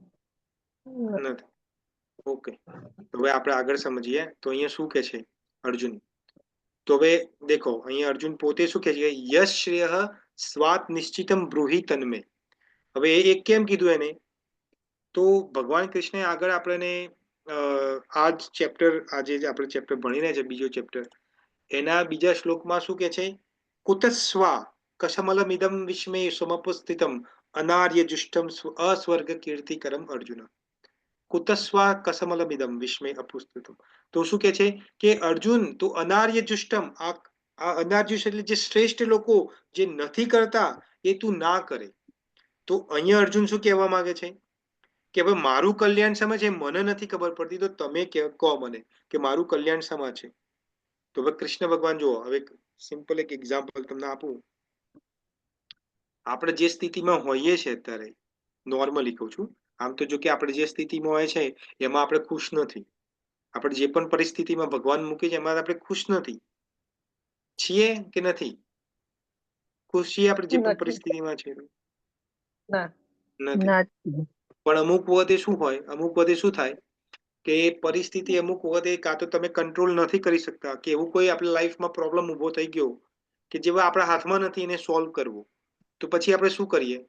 આપણે કન્ટેન્ટ થઈએ, આપણે સેટિસ્ફાય થઈ ગયા, ભાઈ જેવું ભગવાનને કરવું હવે મારા હાથમાં નથી. ભગવાનને યાદ એક્ઝામ્પલ છે. કરીએ હા ભગવાનને યાદ કરીએ. હા યાદ કરીએ, પણ કહેવાનો મતલબ શું છે કે આપણે જે લાઈફમાં છીએ, જે મિઝરી, જે આપણી લાઈફની જે અંદર મિઝરી છે એમાં હવે આપણે બધા શું થઈ ગયા? એડજસ્ટ થઈ ગયા છે. કોઈને 40 વર્ષ થયા છે, કોઈને 50 વર્ષ થયા, કોઈને 60 વર્ષ છે, કોઈને 20 વર્ષ થયા, હજુ એડજસ્ટ થઈ ગયા છે આપણે બધા. જેમ ઘણી વખત હું એક્ઝામ્પલ આપું છું તમને કે તમે જેલમાં જાઓ ત્યારે નવા નવા જેલમાં જાઓ ત્યારે બધું તમારે ત્યાંના મેન્યુઅલ શીખવા પડે. એટલે જ્યારે આપણે જન્મ લઈએ ત્યારે નાના છોકરાઓ ત્યારે આપણને કશું આવડતું નથી, ત્યારે બધું શીખવું પડે. મમ્મી પપ્પા કે બધા આપણા ઘરના બધા શીખવાડે કે જો આ રીતે ખાવાનું, આ રીતે બોલવાનું, આ રીતે સ્કૂલમાં જવાનું, આ રીતે કપડાં પહેરવાના, આ બધું કરવાનું આપણે શીખવાડે છે ને. એમ આપણે જેલમાં જઈએ તો આપણને પહેલા 1-2 વર્ષ તો બધું શીખવા મળે કે ભાઈ એના મેન્યુઅલ્સ પ્રમાણે આપણે ચાલવું પડે. પણ પછી માન લો કે લાઈફ ઇમ્પ્રિઝનમેન્ટ તમને આપી છે સેન્ટેન્સ કોર્ટે, એટલે હવે તમારી જ્યાં જિંદગી છે ત્યાં સુધી જેલમાં રહેવાનું છે. તો પછી જેલમાં રહેતા રહેતા તમને 2, 4, 5, 10 વર્ષ થઈ જાય પછી તમે એડજસ્ટ થઈ જાઓ, પછી તમને એમનું બધું સ્કેડ્યુલ ખબર પડી ગઈ. હવે તમે એડજસ્ટ છો. હવે તમારા મનમાં આ જેલમાંથી બહાર જવાનો વિચાર જ નથી આવતો. તમને એવું લાગે બસ આ જ મારી લાઈફ છે.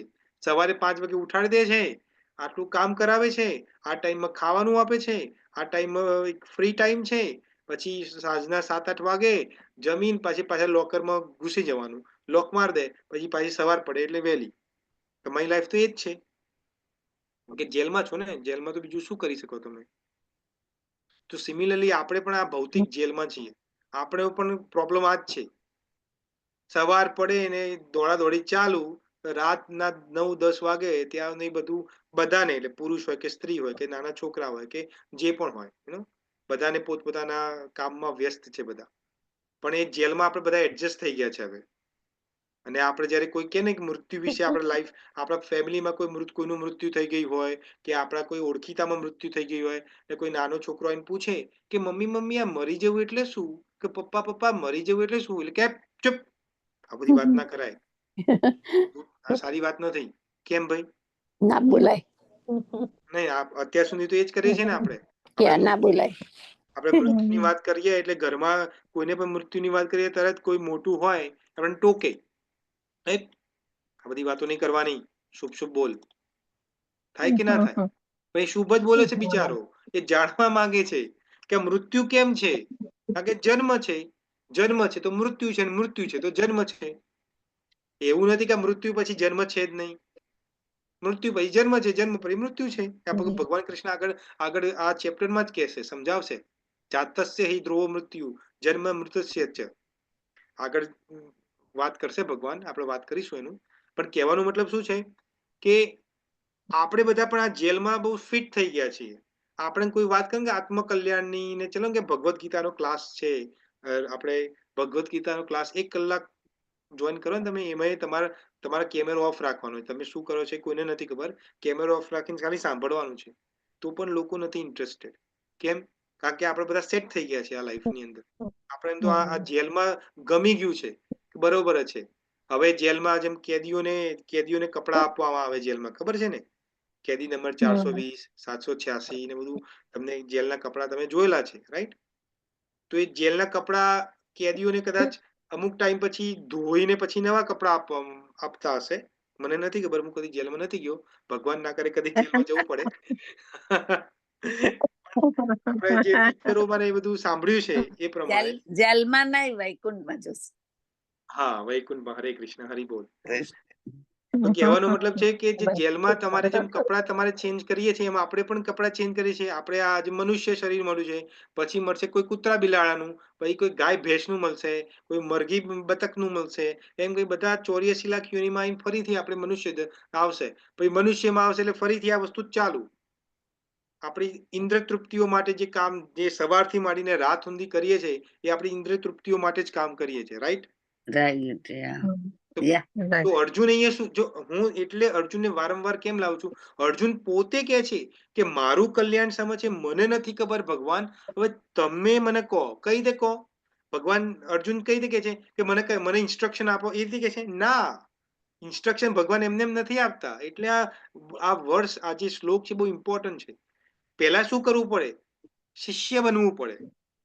શિષ્ય તે અહમ, મને શિષ્ય બનાવો, પછી મને ઇન્સ્ટ્રક્શન આપો, હું તમારી શરણાગતિ આવ્યો છું. તો અહીંયા પણ એવું જ કહે છે શીલ પ્રભુપાદ કે આપણે બધાને પણ, કારણ કે આપણે બધા આમ જો કે જોઈએ તો બધા સ્કૂલમાં તો ભણેલા જ છે, સ્કૂલ કોલેજમાં, એટલે આપણે સ્ટુડન્ટ તો રહેલા છીએ. પણ એ સ્ટુડન્ટ ઇઝ ડિફરન્ટ. કેમ? કારણ કે ભૌતિક જ્ઞાનનું છે. આપણે જે પ્રમેયો અમે યાદ કરતા હતા, a² + b² ને બધું, એ અમારે કદી યુઝ કરવામાં આવ્યું નથી લાઈફમાં. એ ખાલી તમે 10મા ધોરણમાં ભણ્યા. કાટખૂણો ને બધું અમે ભણતા હતા, ગણિતમાં જીઓમેટ્રી ને જ્યોમેટ્રી ને બધું ભણતા હતા, રાઈટ? એ હવે કદી જિંદગીમાં યુઝ કોઈ એન્જિનિયર હશે એને કદાચ આવ્યું હશે તો બરાબર છે. કોસ થીટા ને સાઇન થીટા ને બધું આવતું હતું, અમને યાદ છે હજુ મને. એ કદી જિંદગીમાં યુઝ કરવાનું આવ્યું નથી. તો એવા ભણવાનું શું કામ? એનો શું મતલબ? કોઈ મતલબ નથી. તો શું ભણવું? શું ભણવું? તો આત્માનું કલ્યાણ કઈ રીતે એ ભણવું. તો એના માટે શું જોઈએ? એક ગુરુ જોઈએ. હવે ગુરુ કેવો જોઈએ? બોનાફાઇડ ગુરુ જોઈએ. બોનાફાઇડ એટલે જે પરંપરાગત હોય એ. મેં ઘણી વખત તમને કીધું છે કે આ ગુરુ ઘંટાલના જોડે કદી ના જવું. આપણા ઇન્ડિયામાં તો બહુ પ્રોબ્લેમ છે, ગુજરાતીઓમાં તો બહુ પ્રોબ્લેમ. કોઈ આવ્યો ગુરુ અને સીધા જ લાંબા થઈ જવાનું, જાણ્યા ગલીએ પૂછ્યા વગર. ગલીએ કોણ ગલીએ છે, ગુરુ. શું છે, એનો આગળ પાછળ કશું જાણતા ના હોય, એનો કશું જ જાણતા, ખાલી લાંબા થઈ જવાનું, કારણ કે બધા લાંબા થઈ જાય છે એને. પછી ગુરુ આવીને કે બચ્ચા, થોડું પ્રવચન આપશે ને પછી કે હવે નવો આશ્રમ બનાવીએ છે, થોડું દાન દક્ષિણા આપો. ખોટું નથી, એ પણ સારું જ કામ છે. પણ કહેવાનો મતલબ શું છે કે પેલું કહેવત છે ને કે પાણી પીએ છાન કે, ગુરુ બનાવીએ જાન કે. ગુરુ બનાવી બહુ ગમે તેને ગુરુ ના બનાવી દેવા. આ તો કે બાજુવાળી પેલી કાંતાબેન શાંતાબેન હોય કે અમે કોઈ ગુરુ ધારણ કર્યો છે, તમે કરો બહુ ચમત્કારી છે, કે હે તમે નેક્સ્ટ ટાઈમ જાઓ તો અમને લઈ જજો. અને પછી કે ગુરુ અમને ધારણ, એટલે ગુરુ 10,000 શિષ્યો બેઠા હોય, એમાં બધાને એક સાથે દીક્ષા આપે. હવે જેટલા પણ બેઠા છે એ બધા મારા શિષ્યો. તો એ ગુરુ શિષ્યની પરંપરા નથી. ગુરુ અને શિષ્યનો ડાયરેક્ટ કનેક્શન છે. એ તમને એકાંતમાં 1 to 1 જે દીક્ષા જે આપે છે, 1 on 1 છે, 1 to 1 છે. એવું નહીં કે 10,000 લોકો બેઠા ને બધાને કે હવે જેટલા બેઠા છે બધા કાલથી મારી માળા જ કરવાનું ચાલુ કરી દેજો, હું તમારો ગુરુ થઈ ગયો છું. હવે હું બેઠો છું, હું જોઉં છું. ભાઈ તું બેઠો છે, પણ એ તારું ક્યારે પોસ્ટર લાગી જશે, યવરાજ તને ક્યારે લઈ જશે તને શું ખબર? એવું તો નથી ગુરુ અમર છે, પોસ્ટર લાગવાનું જ છે એનું, કારણ કે હું બેઠો છું. તો ગુરુ કોને ધારણ કર, બનાવવા નહીં. પછી આપણા ગુજરાતીમાં કે મેં તો ગુરુ બનાવ્યા છે. બનાવવું એટલે મૂર્ખો બનાવો. આપણે નથી કે હું કોઈને મૂર્ખ બનાવું છું, એમ ગુરુને બનાવે છે. ગુરુને બનાવાય નહીં, ગુરુને ધારણ કરાય. તો ગુરુ બનાવવાની, ગુરુ ધારણ કરો, તો ગુરુને કેવા ગુરુને ધારણ કરવાના છે? તો પહેલી વસ્તુ મેં ઘણી વખત વાત કરી છે, પણ આ તમને બહુ ટૂંકમાં સમજાવી દઉં. તો ગુરુનો પહેલી વસ્તુ જે શાસ્ત્રો સિવાય કોઈ બીજી વાત કરતું હોય ને એને ત્યજી દેવું. આપણે આગળના 2 શ્લોક પહેલા જ વાત કરી હતી દ્રોણાચાર્ય વિશે. ડિટેલમાં વાત કરી છે ભાઈ દ્રોણાચાર્ય વિશે કે ગુરુ છે પણ એને ત્યજી દેવો જોઈએ. કેમ? કારણ કે એ હવે અર્થાર્થી ગુરુ બની ગયો છે, પોતાને સેલેરી માટે દુર્યોધનના પક્ષમાં છે, એટલે એને ત્યજી દેવો જોઈએ. ભગવાન કૃષ્ણ કહે છે કે એવા ગુરુને ત્યજી દેવો જોઈએ. તો ગુરુ કેવા ધારણ કરવા જોઈએ? તો એક પહેલા તો જે શાસ્ત્રની જ વાત કરે, અને કોની વાત કરે? જે ભગવાન સિવાય બીજી કોઈ વાત ના કરે. એટલે એવું નથી કે કદાચ તમારા લાઈફમાં કોઈ પ્રોબ્લેમ હોય તમે એમને પૂછો તો એવું નહીં કે ભાઈ કોઈ જવાબ ના આપે, પણ આઈ મીન ટુ સે કે મોટી સભા ભરી હોય અને પછી ગુરુ આની ત્યાંની બધી વાતો કરવાની ચાલુ પડી જાય તો એ ગુરુ નથી. કે ભગવાન સિવાય વાતો કરે છે એ ગુરુ નથી. તો ગુરુ કેવો હોવો જોઈએ? જે શાસ્ત્રની વાત કરે છે, જે ભગવાનની વાત કરે છે. એટલે ભગવાનની વાત કેવી કરે છે? શાસ્ત્ર પ્રમાણે હોવું જોઈએ.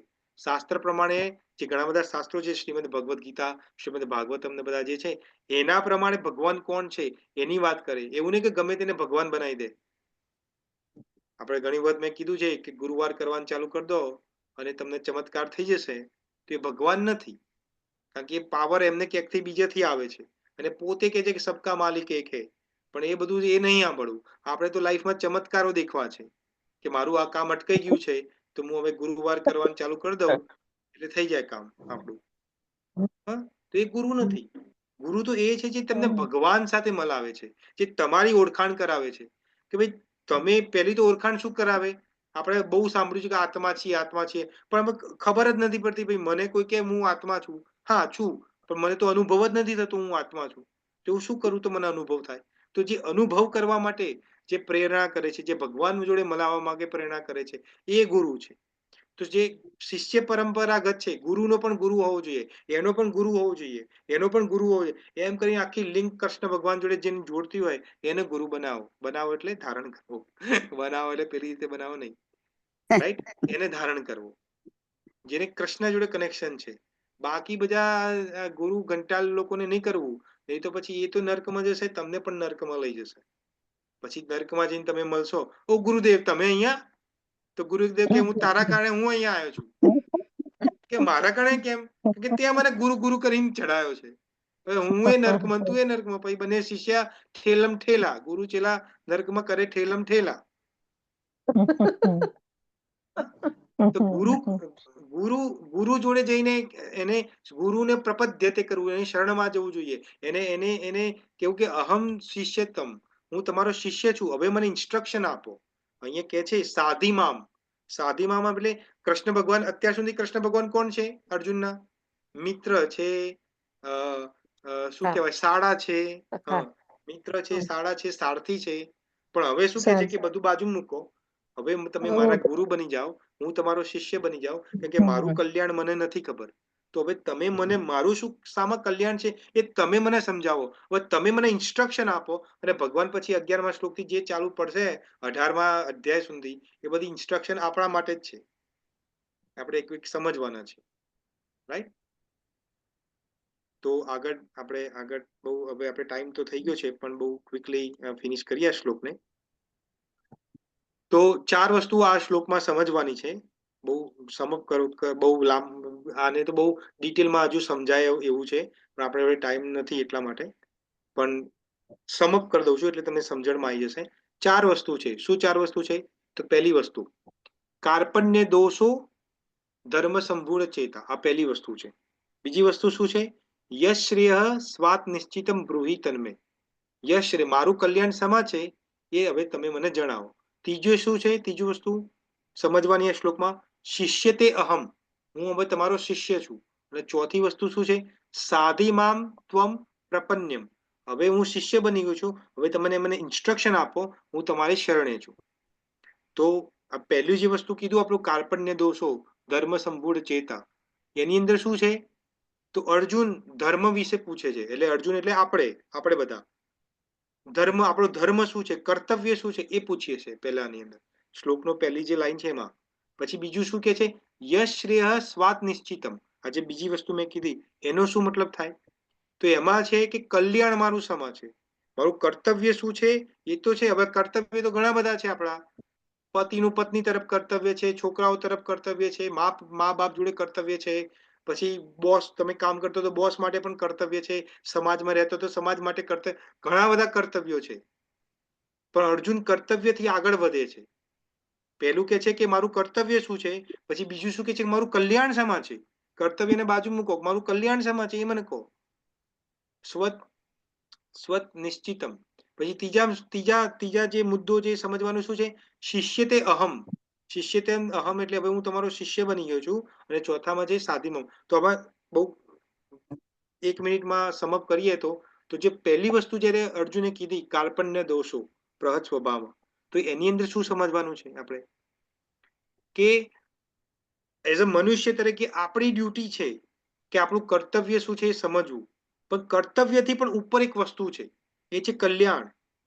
હજુ તો આપણે બધા કર્તવ્ય શું છે એ જ નથી ખબર. આપણે તો એનાથી પણ નીચે છીએ. પણ માની લો કે આપણે કોઈ પણ રીતે આપણે સમજીએ કે પ્લેટફોર્મ ઉપર આવીએ કે ભાઈ મારું કર્તવ્ય, વોટ ઇઝ માય ધર્મ શું છે એ સમજીએ. પણ એ તો જો તો પહેલું લેવલ છે, જો પહેલું પગલું ભર્યું છે. એના આગળ તો આપણે કલ્યાણ તરફ જવાનું છે. તો જે બીજી વસ્તુ મેં મુદ્દો કીધો એ કલ્યાણનો છે. તો જ્યારે આપણે કહીએ છીએ કે મારું કલ્યાણ શેમાં છે, એવું કરીએ ત્યારે આપણે ભગવાનને પ્રાર્થના કરીએ છીએ.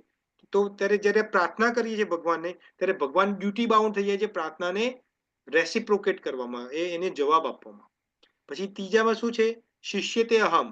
એટલે હવે શિષ્ય માટે, તમે શિષ્ય બનો તો તમારે કોઈ ગુરુ તો હોય. તો જ્યારે તમે ગુરુની શરણમાં જાઓ છો, ગુરુને સન્મુખ થાવ છો, ત્યારે ગુરુની જવાબદારી થઈ જાય છે હવે કે તને આ તારું આ કાર્પણ્ય દોષમાંથી કઈ રીતે તને બહાર કાઢવો. એટલે આપણે એના જે મેં 6 કીધા, જન્મ મૃત્યુ જરાવતી, એમાંથી કઈ રીતે બહાર કાઢવું એ ગુરુની કર્તવ્ય થઈ જાય છે. અને ચોથું જે કે છે સાધી મામ ત્વમ પ્રપન્યતે, હવે તમે શરણમાં આવ્યો છો, ભગવાનની શરણમાં છો, તો ભગવાન કહે છે કે હું તારો ઉદ્ધાર કરીશ. આ સ્ટેજીસ છે સમજવાના. હવે આપણે આગળ વાત કરીએ એ પહેલા કોઈને કોઈ ક્વેશ્ચન હોય તો પૂછી શકો છો. છે કોઈને ક્વેશ્ચન? પ્રભુજી, મારો એક ક્વેશ્ચન છે કે અર્જુને કૃષ્ણને ગુરુ બનાવ્યા, તો અહીંયા લોકો, બીજા લોકો બી એવા કે અમે ગુરુ નથી કર્યા, તમે કૃષ્ણને ગુરુ માનીએ તો ચાલે? કૃષ્ણ જગત ગુરુ છે. હા, પણ એટલે એમ કે કોઈ એમ કે અમે ગુરુ નહીં કરાવીએ ને કૃષ્ણને જ ગુરુ માનીએ, એવું કે. બરાબર. તો એમ આપણે એક્ઝામ્પલ કહીએ કે હા. એક એક્ઝામ્પલ છે સમજવા માટેનું છે કે હા. કોઈ વ્યક્તિ સ્કૂલમાં ના જાય, સ્કૂલમાં નથી જતું, હોમ સ્ટડી હા. કરે છે, રાઈટ, ટ્યુશન ને બધું રાખે છે, રાઈટ, અને હમ. પછી કે મારે સીધું પીએચડી નું એક્ઝામ આપી છે, મારે હું આ 10મું 12મું ને બધું નથી કરવું, સીધું પીએચડી થાય? નહીં થાય. પણ ભગવાન એ પાસે પણ જવા માટે ગુરુ જોઈએ. હા, એ ગુરુ. ગુરુ ગુરુ વિના આપણે તો જ્ઞાન નહીં. કૃષ્ણ ભગવાન પાસે ગુરુ વગર ના જવાય. ગુરુ વગર જ્ઞાન ના કહેવાય. જણે મને વાત કરેલી કે પૂછી જોજો, તો એટલે અમે અર્જુને કૃષ્ણને, હમણાં મેં આપણે સાંભળ્યું કે અર્જુને કૃષ્ણને ગુરુ માન્યા, હા, તો મને કીધું કે અમે એમ કે ડાયરેક્ટ એમ કે અમે એમ કે કૃષ્ણને ગુરુ માનીએ તો ચાલે? એટલે મને આ સવાલ નહીં એક જ રીતે ચાલે. હા બરાબર છે. કૃષ્ણ તો ચૈત્ય ગુરુ પ્રમાણે આપણા દિલમાં રહેલા જ છે. પણ પ્રોબ્લેમ એક છે, એમાં શું છે, ગુરુ તો એવો હોય કે જેને જોડે આપણા પ્રોબ્લેમ હોય એને સોર્ટ આઉટ કરીએ. એટલે સંસાર રિલેટેડ નહીં, હા, પાછું કે ભાઈ મારા હસબન્ડ વાઈફ નો પ્રોબ્લેમ થઈ ગયો તો ગુરુ તમે કહો શું કરું, એ બધા પ્રોબ્લેમ નહીં. આ લાઈફમાં મારે સાધના નથી થતી, કે હું ચાન્ટિંગ નથી કરી શકતો, કે હું ભગવદ્ ગીતાના શ્લોક નથી સમજીતો, એક્ઝામ્પલ છે. આ બધા પ્રોબ્લેમ છે. હવે તમે ડાયરેક્ટ કોઈ ગુરુ નથી, કોઈ પ્રત્યક્ષ ગુરુ નથી, રાઈટ. તો કૃષ્ણ ભગવાન તમે મનમાં પૂછો, હે કૃષ્ણ ભગવાન, મને આ કાર્પણ્ય દોષોનું મને આ સમજણ જ નથી આવતી, મને જવાબ આપો. આપો જવાબ, આપો. આપવાના એ નહીં છે, આપે. આપશે પણ ખરા, આપે પણ ખરા, પણ હજુ એ લેવલ પર નથી આવે. આપણે જેમ મેં તમને પીએચડી ની એક્ઝામ્પલ આપી ને, કે ઘરમાં સ્ટડી કરવાથી કોઈ સીધું પીએચડી ના થવાય. તમે કૃષ્ણ જગતગુરુ છે, કૃષ્ણ ભગવદ્ ગીતામાં બધું જ્ઞાન આપે છે. પણ હવે જેમ કે આ પર્ટિક્યુલર શ્લોકની જ વાત કરીએ, હવે આજે હું એવું નથી કે મેં તમને સમજાવ્યું એટલે તમને ખબર પડી, પણ કદાચ મેં સમજાવ્યું તો તમને કદાચ તમારી સમજણ 1% હશે, તો હવે 5% થઈ હશે કદાચ, રાઈટ, થઈ હશે. હું વિશ્વાસ રાખું છું. પણ મને જેને સમજાયો છે શ્લોક, એની કેટલી સમજણ હશે, અને એમાંથી પણ આગળ વધીએ એના ગુરુના તો એની કેટલી સમજણ હશે. તો ડાયરેક્ટ ગુરુ હોવો જરૂરી છે. જેમ કે એક્ઝામ્પલ છે, ગુરુ ઇઝ ઇક્વલ ટુ લાઇટ કે દીવો. હવે હું પેપર ઉપર દીવો પેલું શું કહેવાય ડ્રો કરું, રાઈટ, અને પછી લાઇટ જાય અને પછી હું એક પેપર બહાર કાઢું કે જો આ તો દીવો હળગે છે, તો પ્રકાશ થાય? ના થાય. હા, એના માટે નહીં થાય. જીવિત દીવો જોઈએ. મીણબત્તી જીવિત હોય જેમાંથી પ્રકાશ આવે. સમજવામાં આવે? તો ગુરુ એવો હોવો જોઈએ, પ્રત્યક્ષ ગુરુ હોવો જોઈએ. હવે ગુરુના બધા પ્રકાર છે, જેમ તમને ખબર છે કે એક દીક્ષા ગુરુ છે, એક શિક્ષા ગુરુ છે, રાઈટ? તો શિક્ષા ગુરુ તમારા હોઈ શકે છે, જ્યાંથી તમે મેન્ટોર તમારા હોઈ શકે છે. દીક્ષા ગુરુ એક હોય કે જ્યાંથી તમે દીક્ષા ગુરુ એટલે ભાઈ ગુરુ એવું કે છે કે આઈ એમ ઓન બિહાફ ઓફ કૃષ્ણને બિહાફમાં, કારણ કે કૃષ્ણ તો નીચે આવવાના નથી તમને દીક્ષા માટે આપવા માટે.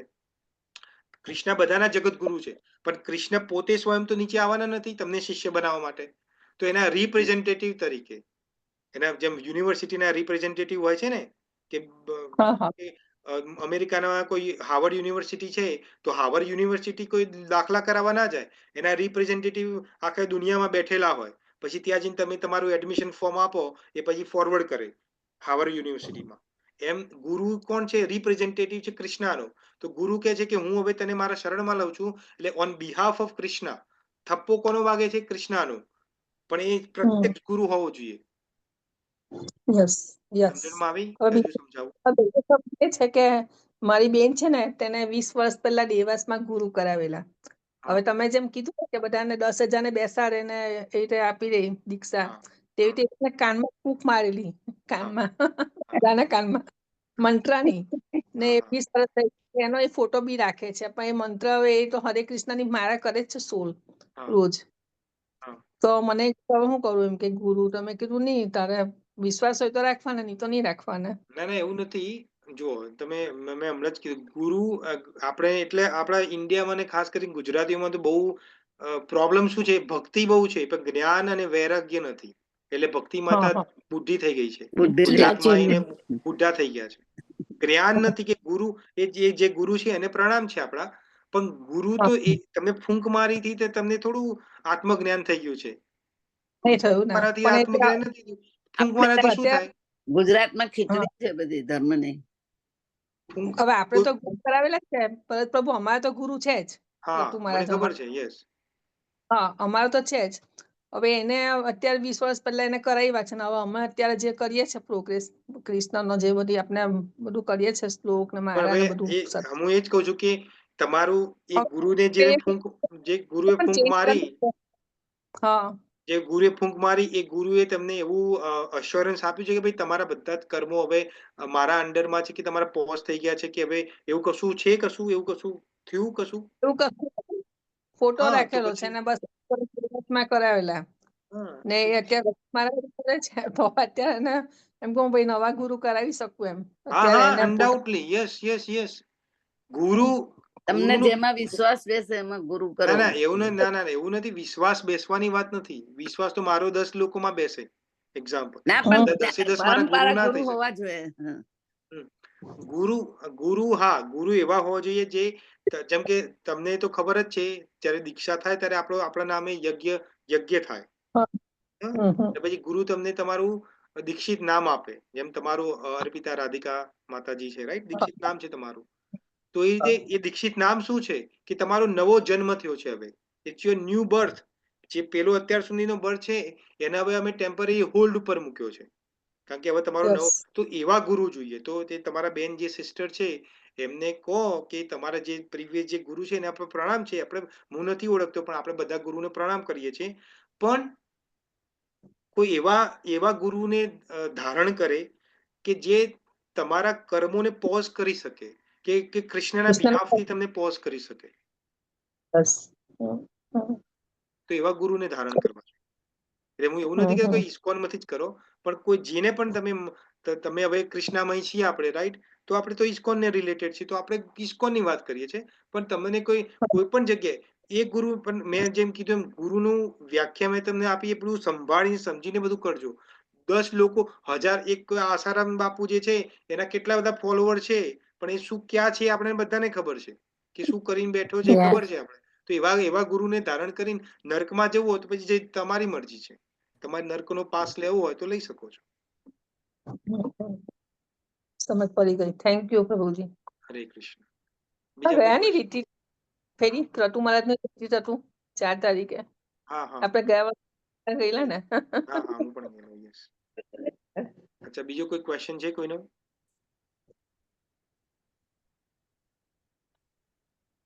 નો ક્વેશ્ચન? આ તમને સમજમાં આવ્યો? આ 2 શ્લોક આપણે સમજાવ્યા, એમાં તમને થોડું Yeah. ઇનસાઇટ હા. મળ્યું તમને? પ્રભુજી હરે કૃષ્ણ. હરે હું કૃષ્ણ. હમણાં જોઈન્ટ થઈ છું. હા આપણે હવે હવેલીમાં આપણે બ્રહ્મ સંબંધ લેવડાવે ખબર? હા હા હા હા એ શું હોય બધું? હા, એ પણ બરોબર છે. Confused. બ્રહ્મ સંબંધ પણ બરોબર છે. એ જે આપણે શું કહેવાય, આપણે પુષ્ટિ માર્ગ. પુષ્ટિ માર્ગ. હા, યા. તો પુષ્ટિ માર્ગ પણ એ રૌદ્ર સંપ્રદાયની અંદર આવે છે. વૈષ્ણવની અંદર ભગવાન શિવે જે પ્રથા ચાલુ કરી છે, હમ 4 સંપ્રદાય છે, મેઇન 4 સંપ્રદાય છે. હમ ભગવાન વિષ્ણુએ 4 સંપ્રદાય એટલે 4 સ્કૂલ કહીએ કે યુનિવર્સિટી કહીએ, આપણે યુનિવર્સિટી કહીએ છીએ ને. હા હા હા. હા, પણ કેવી, હવે માન લો કે તમારા ઘરની બાજુમાં કોઈ યુનિવર્સિટી હોય, ત્યાંથી તમે ડોક્ટરી કરી હોય, ને પછી કાલ ઉઠીને તમે કોઈનું ઓપરેશન કરવા જાઓ તો કોઈ કરી શકો ના, કારણ કે ગવર્મેન્ટ માન્ય હોવી જોઈએ યુનિવર્સિટી, માન્ય હોવી જોઈએ. ત્યારે તમે ડોક્ટર ગણાવો. હમ. તો 4 સંપ્રદાય જે છે એ માન્ય છે. કયા કયા છે? કે બ્રહ્માજીથી જે શરૂ થયો છે એને કહેવાય બ્રહ્મ ગૌડીય મધ્વ સંપ્રદાય, જેની અંદર અમે લોકો આવીએ છીએ.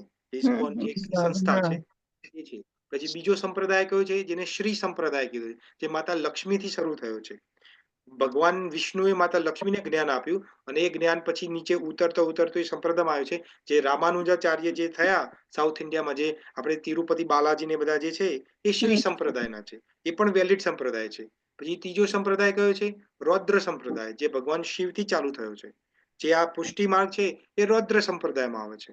તો એ પણ એક્રેડિટેડ યુનિવર્સિટી છે. તો એ પણ તમારો જે બ્રહ્મ સંબંધ કરવામાં આવે છે એ પણ પરફેક્ટ છે, 100% છે, માન્ય છે, એમાં કોઈ પ્રોબ્લેમ નથી. અને ચોથો છે જે નિમ્બકાચાર્ય, જે ચતુર્સકુમાર હતા, એનાથી ચાલુ થયું છે. તો એ 4 સંપ્રદાય છે એ છે. બાકી બીજા બધા છે એ બધા પંથો છે, જે માણસોએ બનાયેલા છે. પંથો, હા, એમાં નથી પડવાનું આપણે. હું એવું કહેતી હતી કે અમારા તમે શિવ રુદ્ર સંપ્રદાય કીધો બ્રહ્મ હા, રુદ્ર સંબંધમાં. સંપ્રદાય. હા, રુદ્ર. અમારા ગુરુ તો મહાપ્રભુજી છે. આપણે જેમ હવેલીનો કે સંપ્રદાય છે. હવેલીનો એક્ઝામ્પલ ને? છે. હા, એક્ઝામ્પલ છે. તમારી યુનિવર્સિટી હોય, ગુજરાત યુનિવર્સિટી છે, રાઈટ? આપણા ઇન્ડિયામાં તો જો કે ગુજરાત યુનિવર્સિટી છે, તો તમે ત્યાં જઈને ભણી શકો છો. પણ બહારની કન્ટ્રીની અંદર યુનિવર્સિટી હોય, તો યુનિવર્સિટી માન લો કે એક જગ્યાએ હોય, માન લો કે ન્યુયોર્કમાં યુનિવર્સિટી હોય, પણ એની બ્રાન્ચીસ તો ડિફરન્ટ જગ્યાએ હોય, રાઈટ? કે ભાઈ એની એક બ્રાન્ચ એમને વોશિંગ્ટન ડીસીમાં ખોલી હોય, એક ઓહાયોમાં ખોલી હોય, એમાં કોલમ્બસમાં હોય. તો યુનિવર્સિટી એક જ છે, પણ એ કોલેજીસ અફિલિએટેડ છે, રાઈટ? તો તમારા જે ગુરુ જે છે અનડાઉટલી વલ્લભાચાર્ય છે. પણ તમારો જે સંપ્રદાય, જેથી કનેક્શન, જેથી પાવર આવે છે, જેને પાવર કહે છે, પાવર હાઉસ છે, એ ભગવાન શિવ છે. એ તમારા હેડ ઓફ ડિપાર્ટમેન્ટ છે. જેમ અમારા આ અમે જે ગૌડીય મધ્વ સંપ્રદાય છે, અમારા હેડ ઓફ ડિપાર્ટમેન્ટ કોણ છે? બ્રહ્માજી છે. બ્રહ્માજી છે. હા, તો અમારા ગુરુ જે છે, એક રીતે અમારા ગુરુ એક રીતે જોવા જઈએ તો શીલ પ્રભુપાદ છે. પણ શીલ પ્રભુપાદથી પણ ઉપર છે ને, એકલા શીલ પ્રભુપાદ તો નથી આવી સીધા આવી પડ્યા. શીલ પ્રભુપાદ ઉપર ભક્તિ સિદ્ધાંત સરસ્વતી મહારાજ છે, પછી એમના પણ ગુરુ છે, એમના પણ ગુરુ છે, એમ કઈ ચૈતન્ય મહાપ્રભુ સુધી આવે, પછી એમના પણ આગળ ઈશ્વરપુરી ને માધવેન્દ્રપુરી બધા આવે છે, એમ કઈ બ્રહ્માજી સુધી જાય છે. અને બ્રહ્માજી સીધું કનેક્શન ક્યાં થાય છે? સીધું કનેક્શન ક્યાં જાય છે? વિષ્ણુ ભગવાન જોડે. તો જે પાવર નું જે ડાયરેક્ટ લાઈન લીધી છે, પણ ટ્રાન્સફોર્મરથી લાઈન લીધી છે ને. આપણે પાવર સીધો તમારા ઘરમાં નથી આવતો.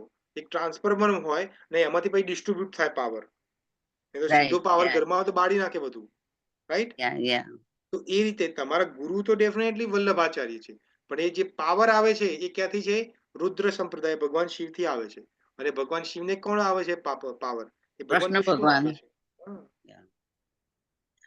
ના, એટલે પહેલી વાર સાંભળ્યું મેં આ, એટલે કારણ કે આ કોઈને વાત જ નથી કરતું, કોઈને આ બધું ખબર જ નથી ને વાત જ નથી કરતા ને. સંપ્રદાય એટલે શું ને બધું, આ તો આપણે બધા તો બીજા બધામાં પડ્યા છે, પંથોમાં પડ્યા છીએ આપણે બધા. કે હું આ વૈષ્ણવ ની અંદર પાછો, હું તો આ વૈષ્ણવ ને, તું પેલો વૈષ્ણવ ને, હું તો આ વૈષ્ણવ ને. શું વાતો ના, કરતા અમારા હોય છે. ગુરુને પૂછીશું જઈશ ત્યારે હું. વૈષ્ણવના બી ફાટા કેટલા. હા એટલે ભાઈ બધું છે. હવે આપણે તો ભગવાન કૃષ્ણને પકડી રાખવાના છે અને ભગવાન કૃષ્ણ જ છે અને ભગવાન કૃષ્ણ પોતે ચોથા અધ્યાયમાં કહે છે કે ગુરુ પરંપરાથી એ બધું આ નોલેજ આવે છે. હું પણ આ નોલેજ ગુરુ પરંપરાથી આપું છું તને. તારા પહેલા મેં સૂર્યદેવને આપ્યું છે નોલેજ. તો બધું જે ગુરુ પરંપરાથી આવે છે. પણ ગુરુ કેવા એ મેં તમને હમણાં બહુ ડિટેલમાં ચર્ચા કરી છે કે ગુરુ કયા, તો ગુરુના ગુરુ હોવા જોઈએ એને એક્રેડિટેડ યુનિવર્સિટીમાંથી હોવો જોઈએ. રાઈટ. Right, yeah. બીજો કોઈકનો ક્વેશ્ચન છે? એટલે અમને જે બ્રહ્મ સંબંધ આપે છે વલ્લભાચાર્યના વંશજો આપે છે બધા. અને તમે બ્રહ્મ સંબંધ આપે છે સાચું જ છે, કોઈ ખોટું નથી એમાં. Yeah. પરફેક્ટ છે, 100% છે. હા અર્ચેષ્ટિતા માતાજી. હા ભરત પ્રભુ હરે કૃષ્ણ. હરે મને કૃષ્ણ. આઈ નો હરે કૃષ્ણ ભરતભાઈ. હરે કૃષ્ણ. ટાઈમ થઈ ગયો છે પણ મને આ ચતુર્માસ જે ચાલુ થયા એમાં શું બધા લાઈક ઉપવાસ કરે, આ નહીં ખાવાનું પેલું નહીં ખાવાનું, એટલે તમે નિયમ. થોડું એક હાઈલાઇટ થોડું કરી દો તો. હા એ આપણે કાલે આપણે ક્લાસ છે ને તો કાલે હા. હું તમને સમજાવું. Okay okay. બીજો કોઈનો ક્વેશ્ચન છે? કોઈનો question? Last call before we and the class. આપણે ક્લાસ પૂરો કરીએ પહેલા છે કોઈનો કોઈ ક્વેશ્ચન? ના નથી. નથી. ઓકે.